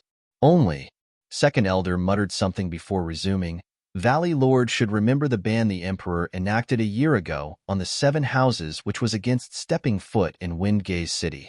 If we breach it openly, it will give the imperial family the excuse to strike. Second Elder makes a fair point. This is not the time to move in the open. And there are also reports that the Imperial family and Veiled Dragon Pavilion's experts are patrolling nearby Windgaze City. We will fall into their trap if we go, Grand Elder urged. Eyeing the two most respected elders, Yuanshan hesitated for a while before spatting through gritted teeth. We can't do this. We can't do that. What else can we actually do? Even the elders turned silent. Yuanshan sighed. This wouldn't have been such a headache if the seventh elder was here. Blasted punk. He managed to rob me of my wisest advisor. When I get my hands on you, I will skin you alive. Seeing them all pensive, the kneeling Yu Ming darted his eyes left and right before making a tentative remark. Valley Lord, may disciple be so bold as to convey a solution? Humph. The elders' meeting is not something you can join. Get the hell out. Yuanshan barked without even looking at Yu Ming. But Grand Elder's gesture detained him. Valley Lord, the kid can be considered as seventh elder's successor. Why not give him a chance? Yuanshan conceded when he heard the Grand Elder's reason. Yu Ming's heart burst with joy as he rushed to explain. Valley Lord, this disciple's humble opinion is to ignore the Luo clan. From my observation, Luo clan is relying on Zhuo Fan. With him around, even if we remove the Luo clan, it will only make it worse for us. But if Zhuo Fan is out of the picture, then the Luo clan will fall from grace. They will have no hope of replacing us. Hell Valley. Yuanshan's eyes flickered. Go on. Yes. His mouth twisted in a smile. Yu Ming said, we cannot approach Windgaze City, but Zhuo Fan is nowhere near it either. We just need to focus all our efforts in dealing with him. And how will we find him? Yuanshan questioned. Issue the Hell Kill order and have the Empire corner him. Yu Ming revealed his savage side. We will then know where he is going, and before he returns to Windgaze City, we can just ambush him. Yuanshan cackled. Good, that's what we'll do. Men. He then shouted orders. In my name as Hell Valley's leader, I declare the Hell Kill order on Zhuo Fan. Anyone who provides clues to his location can become a vassal to Hell Valley. Anyone who brings me his head will become Hell Valley's #1 vassal, ruling above all others. Yuanshan's sinister laughter echoed, to which Yu Ming followed up with a vile smile. Zhuo Fan, you abomination. I won't dare face you, but now you have the whole empire after your head. Grand Elder smiled. As I thought, this kid is still thinking about revenge. But the Elder didn't care since Zhuo Fan was the enemy of Hell Valley. Grand Elder stated, Valley Lord, even if we declare Hell Kill order on Zhuo Fan, since he killed 7th Elder, the weak clans won't be his match. I think we will have to act if we want to end him after all. Then all elders move out. Kill that bastard. Wait. Grand Elder gestured. He killed 7th Elder. Elders below 7th won't be of any help. From Minger's retelling of him, he must be a body-refining demonic cultivator. The only ones who can stand up to him are the first 5 elders. Furthermore, he turned to a red-haired elder, 5th Elder. You refined your body with the scorching demon flame. Your unbreakable body is the perfect match for that kid. Don't look at me. Yet the man in question shook his hands again and again while smirking. I am about to join Drifting Flowers Edifice's 100-pill meeting. I don't have the time to run around after some snot-nosed brat. Humph. What's so great being invited by women to a meeting to discuss about pills? Is going there more important than taking revenge for the house? Yuanshan's snapped Grand Elder lightened the atmosphere with a smile. Valley Lord, the Drifting Flowers Edifice may be made up of women, but they are still one of the 7 houses. Establishing a close relationship will only work in our favor. They extended an invitation to 5th Elder since they took an interest in his fire attribute cultivation method, in hope of refining new pills. Humph, how did a bunch of skanks climb up to our position? One day I will personally go and take over their domain. Yuanshan said viciously. Grand Elder shook his head. Valley Lord, I would like to have Yu Ming participate in 7th Elder's place in our future elder meetings. Staring at Yu Ming, Yuanshan nodded. Fine. Raise him well, as the next insidious demon. Ha ha ha. Yu Ming was overjoyed in his bowing. Meanwhile, in Blackwind Mountain, Captain Pang was cultivating by sitting on 36 blades. His body was riddled with scars.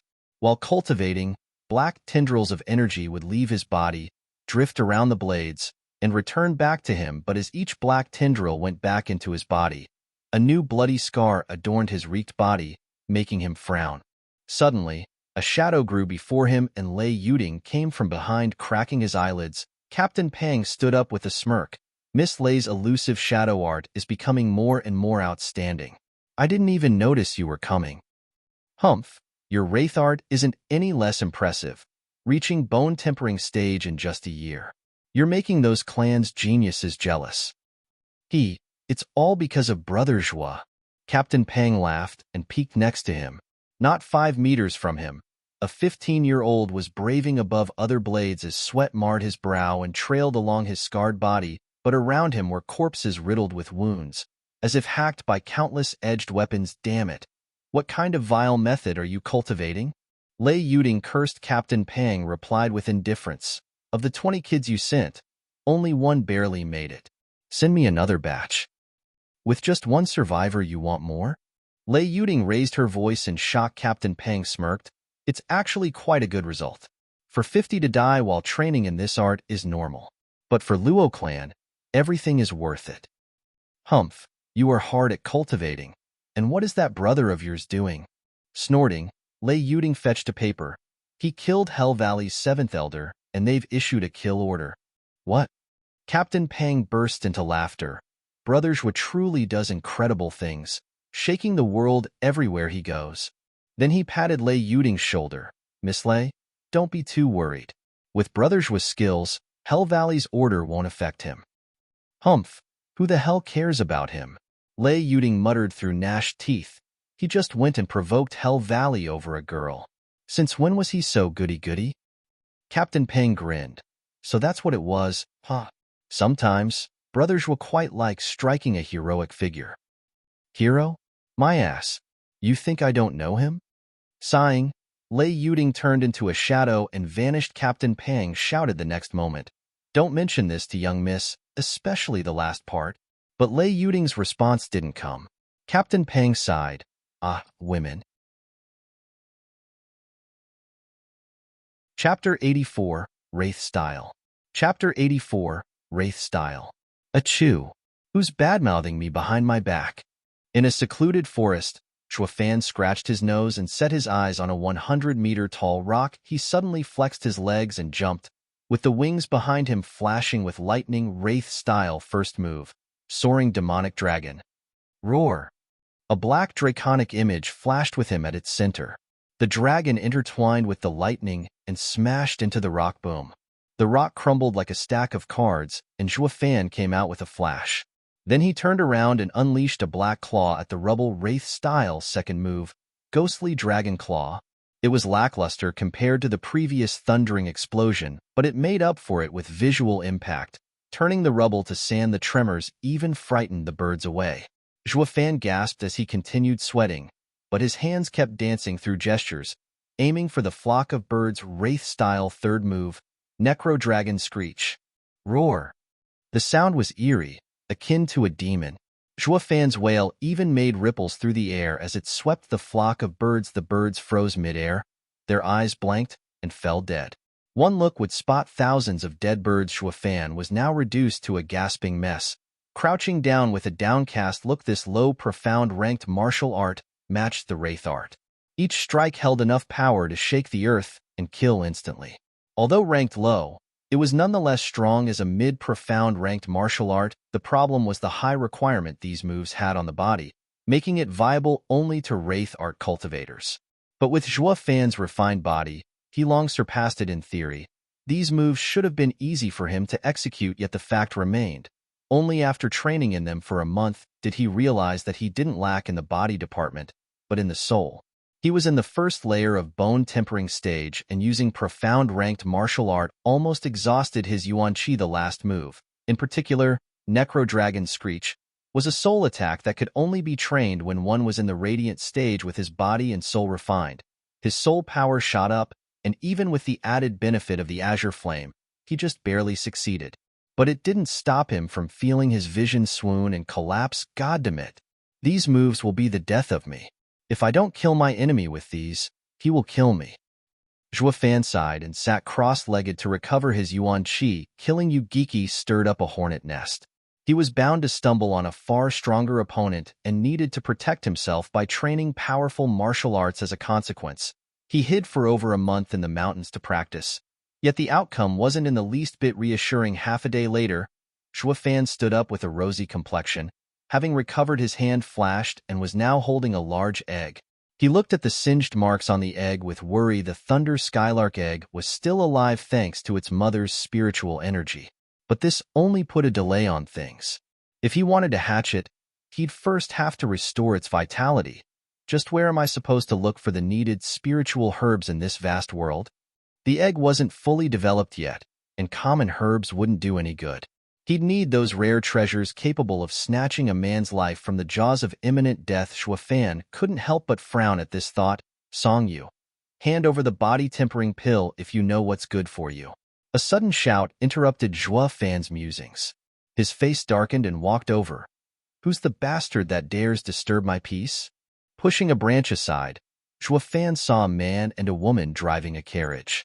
The man was around 20 with fine features and at first layer of bone-tempering stage cultivation, while the woman was of similar age, charming complexion, and in the second layer they were surrounded by 6 men, of who 5 were in the 8-9 layer of bone-tempering stage, and the last one, an old man, was in the 6th.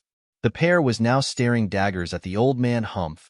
The body-tempering pill was made by us, the Song clan, through a secret formula to join in the 100-pill meeting. You think I'm just going to give it away? The man snorted, and a first-grade spiritual weapon appeared in his hand. Zhuo Fan smiled in derision. The body-tempering pill was a 4th-grade pill, useful in tempering one's bones, and also useful in aiding a 9th-layer qi condensation cultivator in breaking through to the bone-tempering stage. The only downside was that it could only be used once for the genius Zhuo Fan, who was worry-free about breaking through to bone-tempering stage. This pill was garbage. And this crappy pill was made from a secret formula. What a bunch of weaklings. But the bloodshot-eyed old man thought otherwise. Ha ha ha. Song Yu, Song Qian, aren't the two of you in the bone-tempering stage at such a young age thanks to it? Your third-rate clan, which sees the secret formula for a 4th-grade pill, is being too greedy. It's best if you just hand it over. Humph, we would rather die. Song Qian and Song Yu charged at the old man who did the same. Bam. From just a single palm attack, both of them drew wide arcs in the air trailed by their blood. Despite being in the same stage, the difference of 5 to 6 layers wasn't something they could overcome. Miss Song Qian, is this necessary? Be good and hand the pill and its formula. Are you going to force this old man into patting down the both of you? The old man eyed Song Qian's enticing curves and let out lascivious laughter. Song Qian glared with hatred but then sighed and looked at her brother. Are you scared? I am not. Song Yu steeled himself, then let us die together. At least the clan's formula won't land in that old bastard's hands. Song Qian made a downcast smile and raised Song Yu's spiritual weapon to their necks. This scene stirred Zhuo Fan's heart, his mind drifting to the siblings in the Wind-Gaze City. They would have had the same ending if I wasn't compelled by the heart demon at that time. Sighing, Zhuo Fan shot a leaf at the pair. Whoosh. Just when it was about to slit their throats, the weapon fell off her hands. Who's there? Both the siblings and the old man shouted anxiously. Is it really necessary to kill them over a 4th-grade pill? Zhuo Fan stepped out of the tree line. The old man laughed.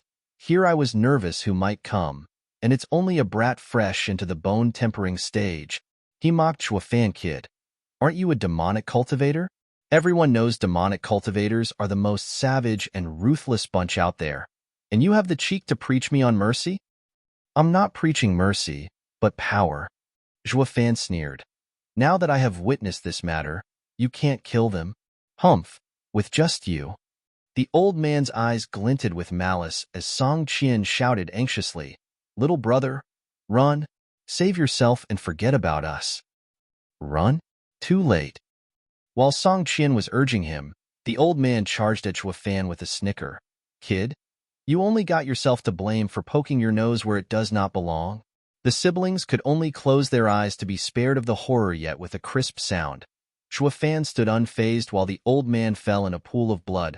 Headless, the laughing old man was dead in an instant, and despite the others having smiles on their faces, their eyes were filled with terror. They clearly saw how Fan made a casual attack and popped the old man's head monster.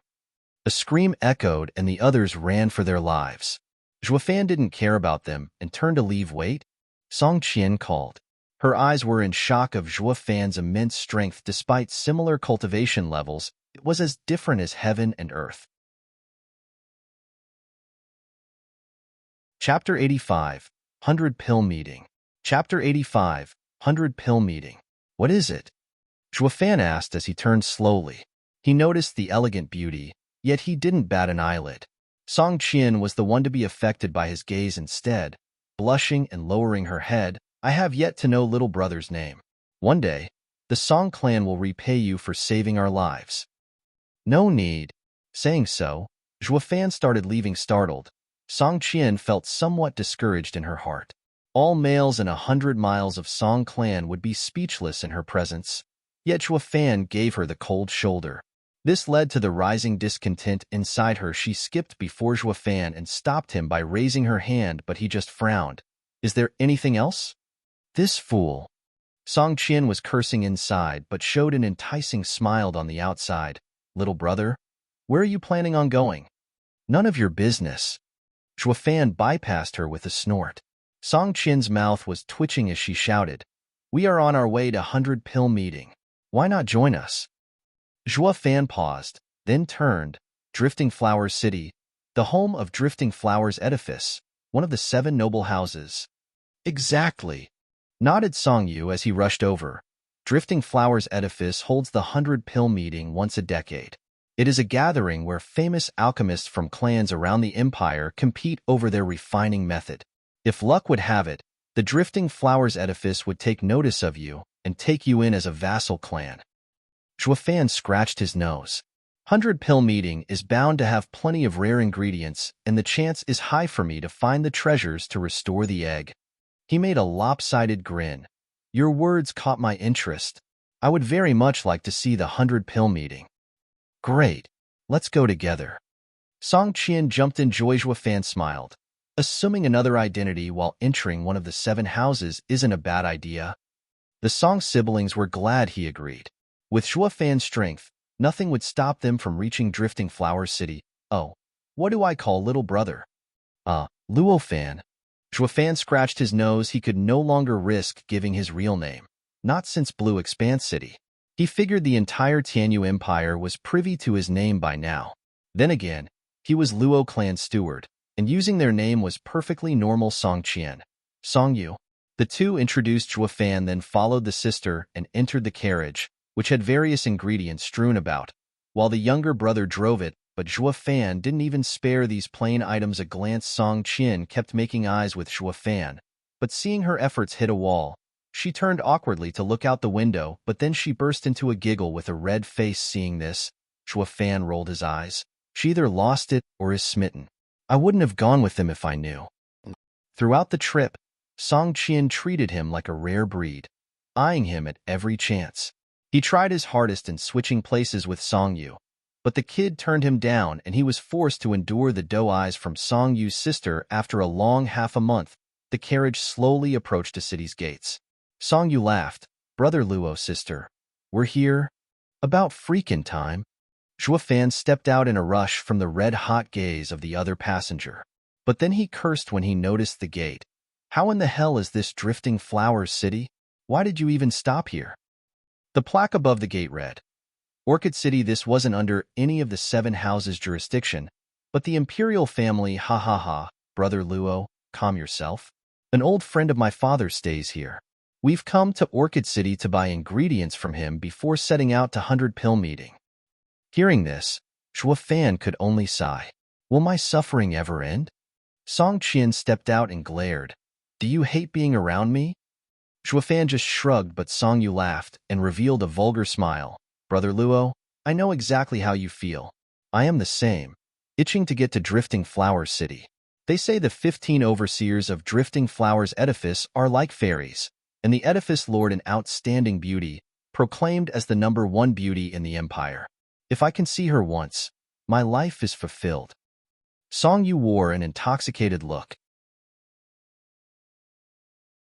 Chapter 86, Murder Fest. Chapter 86, Murder Fest. He scared them into submission without lifting a finger. Just how was he a bone-tempering cultivator? Song Qian and Song Yu saw a whole new Zhuo Fan, and their hearts started racing whoosh. Suddenly, a figure landed before Qi Tianlei. He checked the young master and became enraged, finding him unconscious. Who did this? The newcomer whipped his head back and roared, his eyes flickering with flames of rage. But then he noticed Zhuo Fan, and all of a sudden, his anger diffused. Zhuo Fan frowned and took a much closer look at him. The man was around 40 years old, with a beard and at peak bone-tempering stage. From the fine clothes he was wearing, it was clear he was a clan head. Song Qian, who was roused from her shock by the shout, began apologizing with tears welling in her eyes. "Forgive me, uncle. It's all my fault. Take it out on me." The man's eyes then noticed the Song siblings, and his gloomy face cleared up with a laugh. "Ha ha ha. So it is Qianer. I was wondering why this brat ran so fast to the city gate. Seems like it was to welcome honored guests. So it was all a misunderstanding. Come, follow me to our home. You've come a long way to Orchid City. It must have been tiring. As your host, I'll do my best to make you comfortable." The man overlooked Qi Tianlei's situation and simply shouldered the unconscious fellow as he took the lead. The way he switched tunes real quick, and how he took sideways glances on and off at Zhuo Fan. The latter felt it as a warning. What was all that about being looked down on by Qi clan? "You were clearly trying to fool me." Zhuo Fan smirked. "This uncle of yours cares for you even more than Qi Tianlei, ignoring even his scared silly son. Why would he? He is Qi Ganglai, the Qi clan head, and not once did he look kindly on us." Song Yu said, confused. "But today he's like a different person. Qi Tianlei is his only son, the apple of his eye. Something odd is going on for him to ignore his son's plight." "Yeah, baffling." Zhuo Fan scoffed. Song Qian watched Qi Ganglai leave, then turned to the other two. "What's so strange? He must be in a good mood today, so don't make assumptions. At least he didn't pursue it, or we would have been worse off." "Just him?" Zhuo Fan sneered. What could a peak bone-tempering cultivator amount to when not even a profound heaven expert was a match for Zhuo Fan? As his strength grew exponentially, he felt the return of his confidence as the demonic emperor. But anyway, the Song siblings were clueless to his strength. Song Qian walked to him with quick steps, then rolled her eyes. "I know you're great, but that's within the bone-tempering stage. Could you handle a profound heaven expert? If you get on their bad side, not even we can help you." Zhuo Fan scoffed. Song Qian shook her head, but her eyes never left Zhuo Fan. His haughty and condescending attitude stirred her maiden heart. In fact, she felt oddly safe next to him, something she never felt with anyone before. The Qi clan welcomed the trio in their residence, and before they could leave to purchase any ingredients, the Qi clan head's message came that he wanted to reminisce with the siblings without a choice. Song Qian and Song Yu went to see Qi Ganglai while Zhuo Fan was left alone in the guest house. "Now I can finally get some cultivation done in peace and quiet." 6 hours later, the door creaked open. Zhuo Fan, sitting on his bed, saw the Song siblings tiptoeing inside. "Did you finish your talk with Qi Ganglai?" Song Qian and Song Yu jumped in fright, then nodded woodenly, their eyes full of fear. "What's up? Was that old coot hard on you?" Zhuo Fan asked with suspicion. They both denied. The more Zhuo Fan looked at them, the more he felt his suspicion grow. Song Qian laughed dryly. "Zhu dash, brother Luo, Qi clan head is holding a feast in our welcome. Come join us." Zhuo Fan smiled. "Since it is for you too, I won't go as I don't know him." "You can't," Song Yu exclaimed, but tried to save the situation and dispel Zhuo Fan's doubts with a forced laughter. "Brother Luo, this is the Qi clan's residence. The clan head even threw a welcoming feast for us. It would be crass of us if we are not present." Zhuo Fan raised an eyebrow. "Do I have to?" "Yes." They both nodded. Zhuo Fan stood up with a sneer and said, "Lead the way. We must join the festivities if he went so far as to invite us, even if it ends up a murder fest." His words had the two siblings shivering and looking guilty. Arriving at the hall, they saw Qi Ganglai seated on the main seat with a smile, while 9 other bone-tempering elders flanked his sides at a round table. Looking closely, the table had 3 lone empty seats in the furthest corner of the hall, with walls on either side of them. Zhuo Fan secretly mocked them. It's ridiculously obvious that they want to attack me.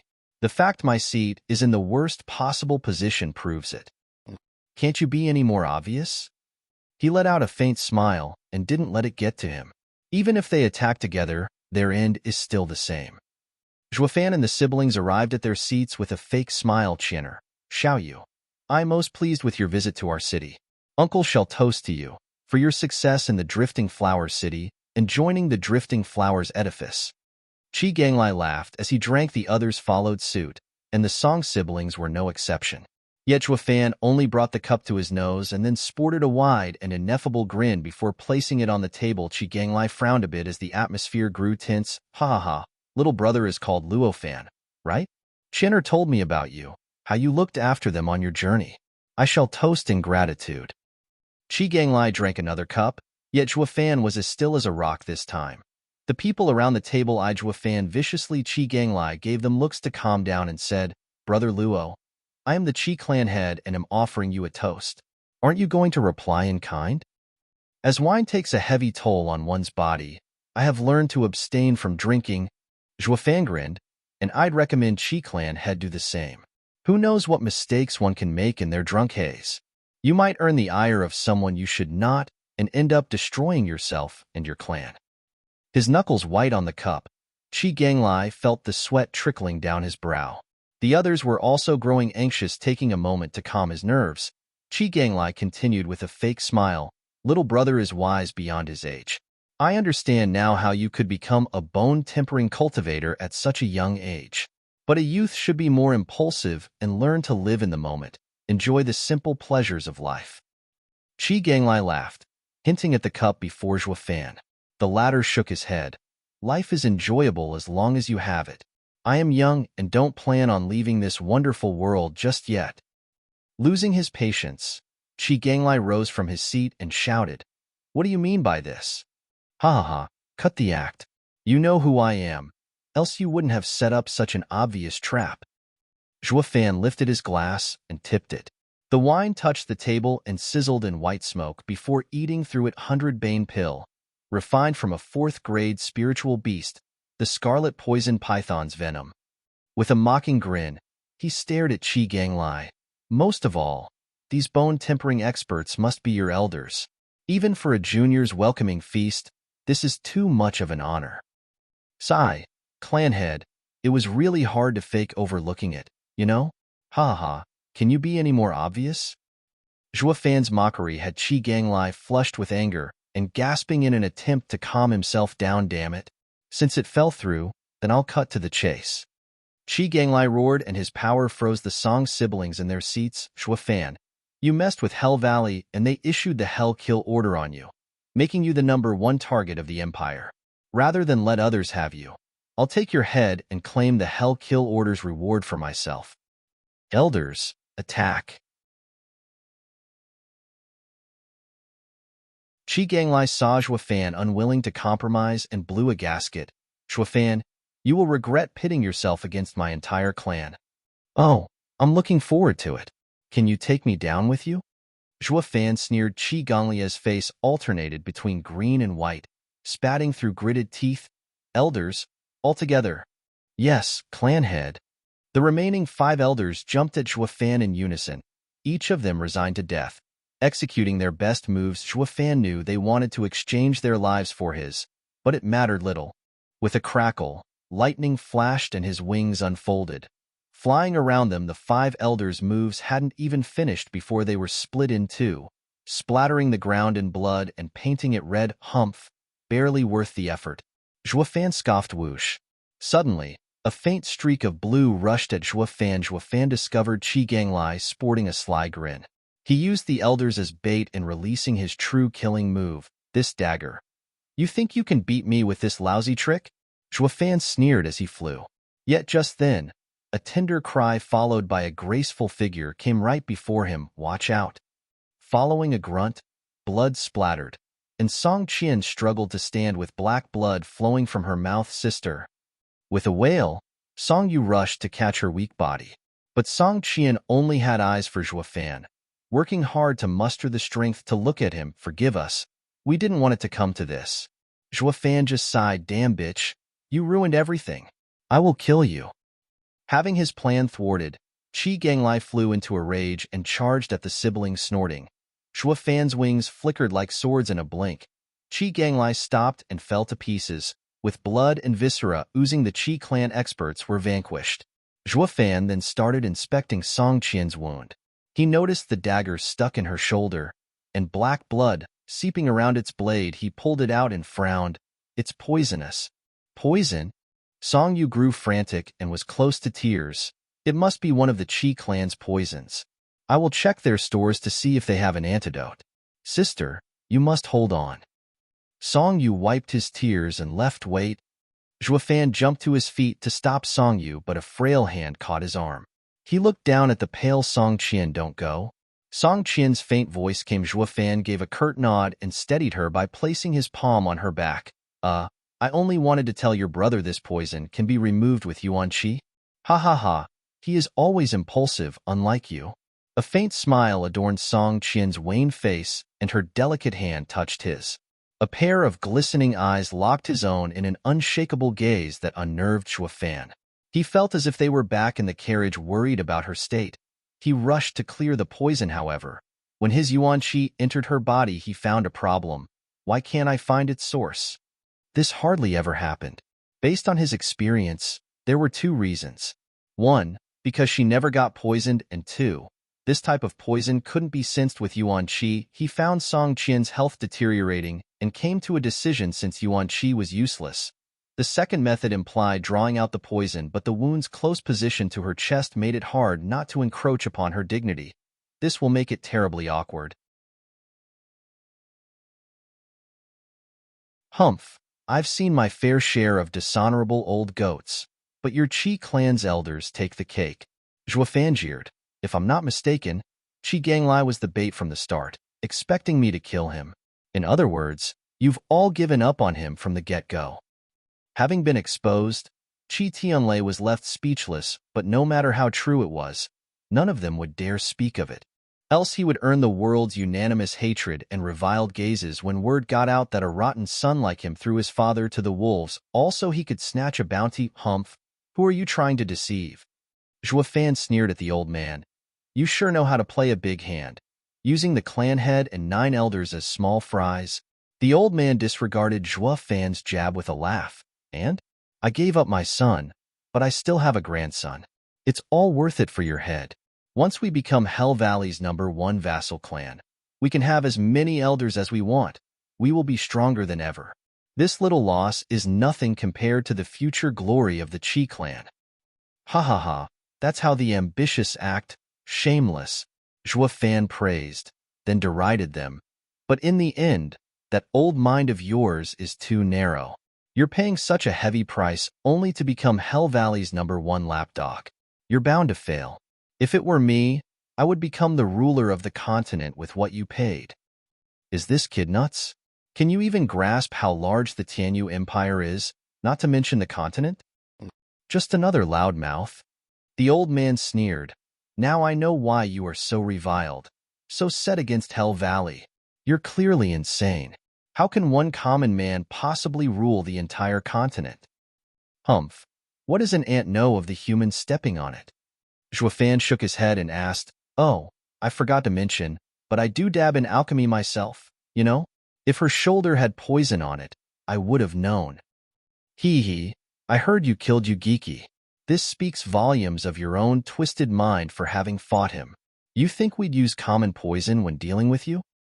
The old man took on a haughty tone. "Soul Devourer is a combination of 2 different medicines.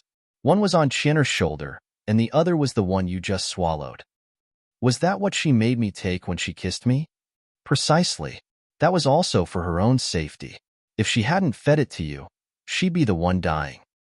The old man let out a manic grin. "To end you, I have scoured every bit of rumor and information about you.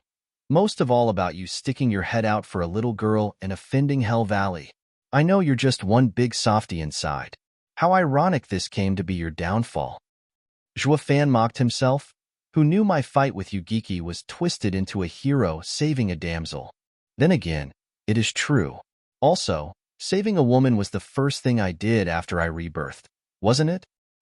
Shaking his head, Fan was this close to labeling himself a lecher. Hey, old goat, you sure employ vicious schemes, no less than you geeky. Why thank you. The old man stuck his chin out in pride. You geeky only had the luck of the draw in being born in one of the 7 houses. If I had such privilege, my achievements would have dwarfed his. Do you know what I'm called? Steel Fettering River. Chi Wailin. He he he. Fan had a grin himself. Steel Fettering River. Neither good nor bad. The one in your clutches can't beg for life, nor can die. Precisely. Chi Wailin laughed, speaking as if to a close friend. You see, this is the first time you've heard of me, and you can already appreciate my title. No wonder you could beat you geeky. I would hate to remove that pretty head of yours, but too bad it's worth so much. Think you have what it takes to reap my head? Fan mocked as his glabella lit up whoosh. An azure flame revealed itself along with a black smoke. Drifting out from it, the soul devourer was reduced to nothing before the power of this flame. Fan took his time getting back to his feet and surveyed the people with killing intent. I told you geeky something when I killed him, and now I shall repeat it for you. In front of true power, all schemes and ploys are moot. Chapter 89. Cold-Blooded Slaughter. Chapter 89. Cold-Blooded Slaughter. P4553R. How could this be? Fan's casual rise to his feet left everyone astonished, especially Chi Wailin. The Soul Devourer passed on through generations. A radiant stage expert killer was dealt with just like that. What is that? Chi Wailin now noticed the azure flame on Fan's forehead and exclaimed, Did that thing remove the poison? The flame vanished the next second, and Fan had a wicked grin plastered on his face. Ha ha ha. The dead needn't worry too much. All of them were startled and took a step back. They saw the terror Fan could unleash, and his words only worked to unnerve them, but Chi Wailin gathered his courage when he noticed the violet canopy was still around Fan. There's no need to worry. The brat is trapped under my spiritual weapon. There's no way. Roar. He didn't get the chance to finish his flimsy reasoning as a dragon roar echoed and a black light ran through his chest with a jerk. Chi Wailin was left bleeding from his mouth. What just happened? As Chi Wailin wiped the blood away, he felt his body growing colder. His life was seeping away, yet he couldn't understand why. He looked towards Chi Tianlei and the Song's siblings only to find them staring at his chest. Chi Wailin looked down and discovered a fist-sized black hole spurting blood. He noticed an identical hole at his back too. It was as if something had burrowed through his chest. How did this happen? Chi Wailin couldn't comprehend what had happened even on the brink of his death.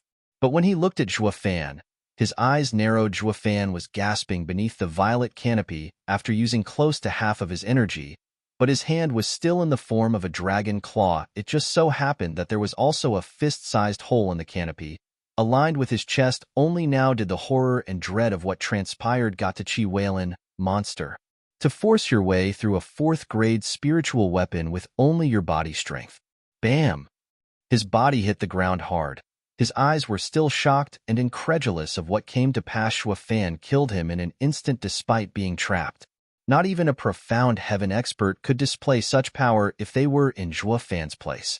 He is an abomination that will end my clan. Along with the fear Chi Wailin felt, there was now endless regret. Song Qian cried in terror while fleeing. Chi Tianlei and Song Yu's knees softened, shivering all the while they ran alongside her gasping. Fan showed a vile smile of delight. Wraith-style second move, Ghostly Dragon Claw. Among the profound ranked martial arts, Fan could only employ one move fully, yet it still sapped half of his strength. But the power makes it all worth it.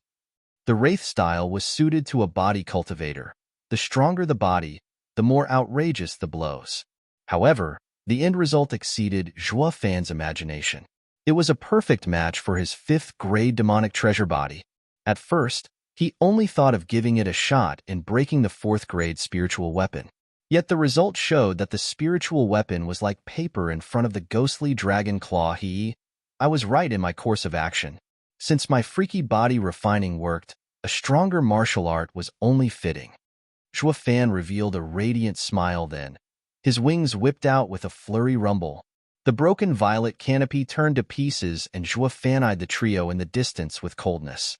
His wings flapped and he was on them in seconds. He then blocked their retreat and the trio stumbled to the ground with pale faces. Go ahead. Run. Zhuo Fan's vile smile was a prelude to the horror that followed. Let's see who's faster, me or you. Why, young Master Zhuo? The Qi clan was blind not to see your greatness. You killed my grandfather and my dad. Please let me go. Qi Tianlei was so scared by Zhuo Fan's twisted grin that he was pounding the ground with his forehead. All the while shedding bitter tears, Zhuo Fan gave a faint smile and hoisted him by his neck. Now that you said it, it's best I kill you too, to accompany them in death. Black tendrils left Zhuo Fan and burrowed into Qi Tianlei. In but seconds, Qi Tianlei was turned to dust, scattered to the four winds. Then he flew away. The other two elders also picked a direction and left. What was left behind was a desolate and eerie place, void of people. So came to pass the number 1 clan in Orchid City, destroyed to the roots. Chapter 90, Scapegoat. Chapter 90, Scapegoat. The spring breeze rustles the shore's willow. I am riding in search of pills. One does not know the one he is facing. All because he can't gaze beyond his nose. This was the singing voice of a youth who was driving his cart slowly on a road. If the Qi clan's recently departed ghosts were here, they'd be shocked to the core. Wasn't this their carriage? Wasn't the youth Songyu? Didn't he die? However, there was one thing out of place. This youth had a devious grin on his face, enough to scare the most wretched ghosts. His smile closely resembled that demon who annihilated their entire Qi clan Ho. The youth reined in the horses as he gazed to the distance, at the 3 words emblazoned on the gate, Drifting Flowers City. I'm here at last. I hope this place has life-saving herbs, or it would be a true waste of time coming here. The youth grinned as he snapped the reins, but a shout delayed him. Stop! Following the yell, 6 people appeared around him. The youth gave them a once-over and rose an eyebrow. Hell Valley? Oh, quite perceptive. You recognize us? The leader scrutinized the youth in amazement. From the way you look, you seem like some clan's young master. State your name. The youth asked in puzzlement. Shouldn't Drifting Flower City be managed by Drifting Flowers Edifice? Why? Cut the chat. A cursing voice cut him off. Hurry it up before I lose my patience.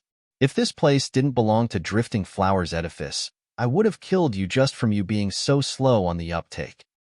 The youth frowned, his eyes flashing with killing intent before suppressing it. I am Song Yu and hail from Nitrain City's Song Clan. Father commanded me to participate in the 100-pill meeting. This is my clan seal. He fished out an engraved jade from his bosom. The leader looked over it and nodded. Meanwhile, his men rummaged through the carriage and they too nodded. Fine, you can go. But if you catch sight of this man, notify us at once. The man gave the youth a sidelong glance as he handed over a roll of paper before leaving. Once the men were out of sight, the youth regarded the unfolded paper with a sneer. It was the Hell Kill order on Zhuo Fan, along with an impeccable drawing of his features. On the bottom of the paper, rewards were stated. Anyone who provided clues to his whereabouts could become a vassal to Hell Valley, and whoever brings his head could become the foremost among all of Hell Valley's vassal clans. Humph, they really can't see beyond their nose. How can you find someone you don't even recognize? He mocked as he rolled the kill order into a ball before throwing it away. Indeed, this youth was Zhuo Fan. After damning the Qi clan, he was aware that everyone in the Tianyu Empire would be privy to his face. So he refined a little pill that turned him into Songyu and resumed his way to Drifting Flowers City. This would work wonders in searching for treasures unperturbed by narrow-minded fools. And wearing the Song clan young master's identity would also leave Hell Valley grasping straws. As he entered the city, he realized how grand it was, a perfect match for the headquarters of Drifting Flowers Edifice. It was a city, true, but it was 10 times more expansive than an average city by contrast. Windgaze City and Blue Expanse City looked like towns, especially when it came to the people on the streets.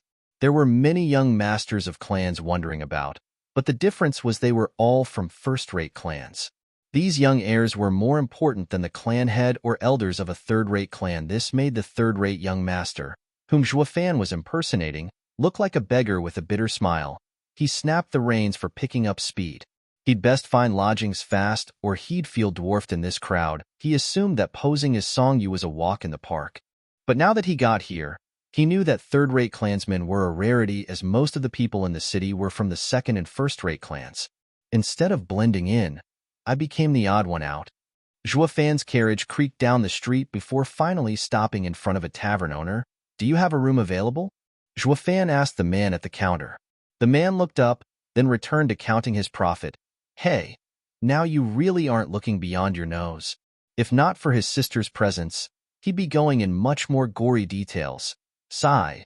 Those 3 days and 3 nights were a bliss. Zhua Fan saw his intoxicated face and adjusted accordingly. Though the lady there stated her disagreement with her disgusted reply, "Gross." She then proceeded to walk out of the tavern and let the two perverts to their vile imagination.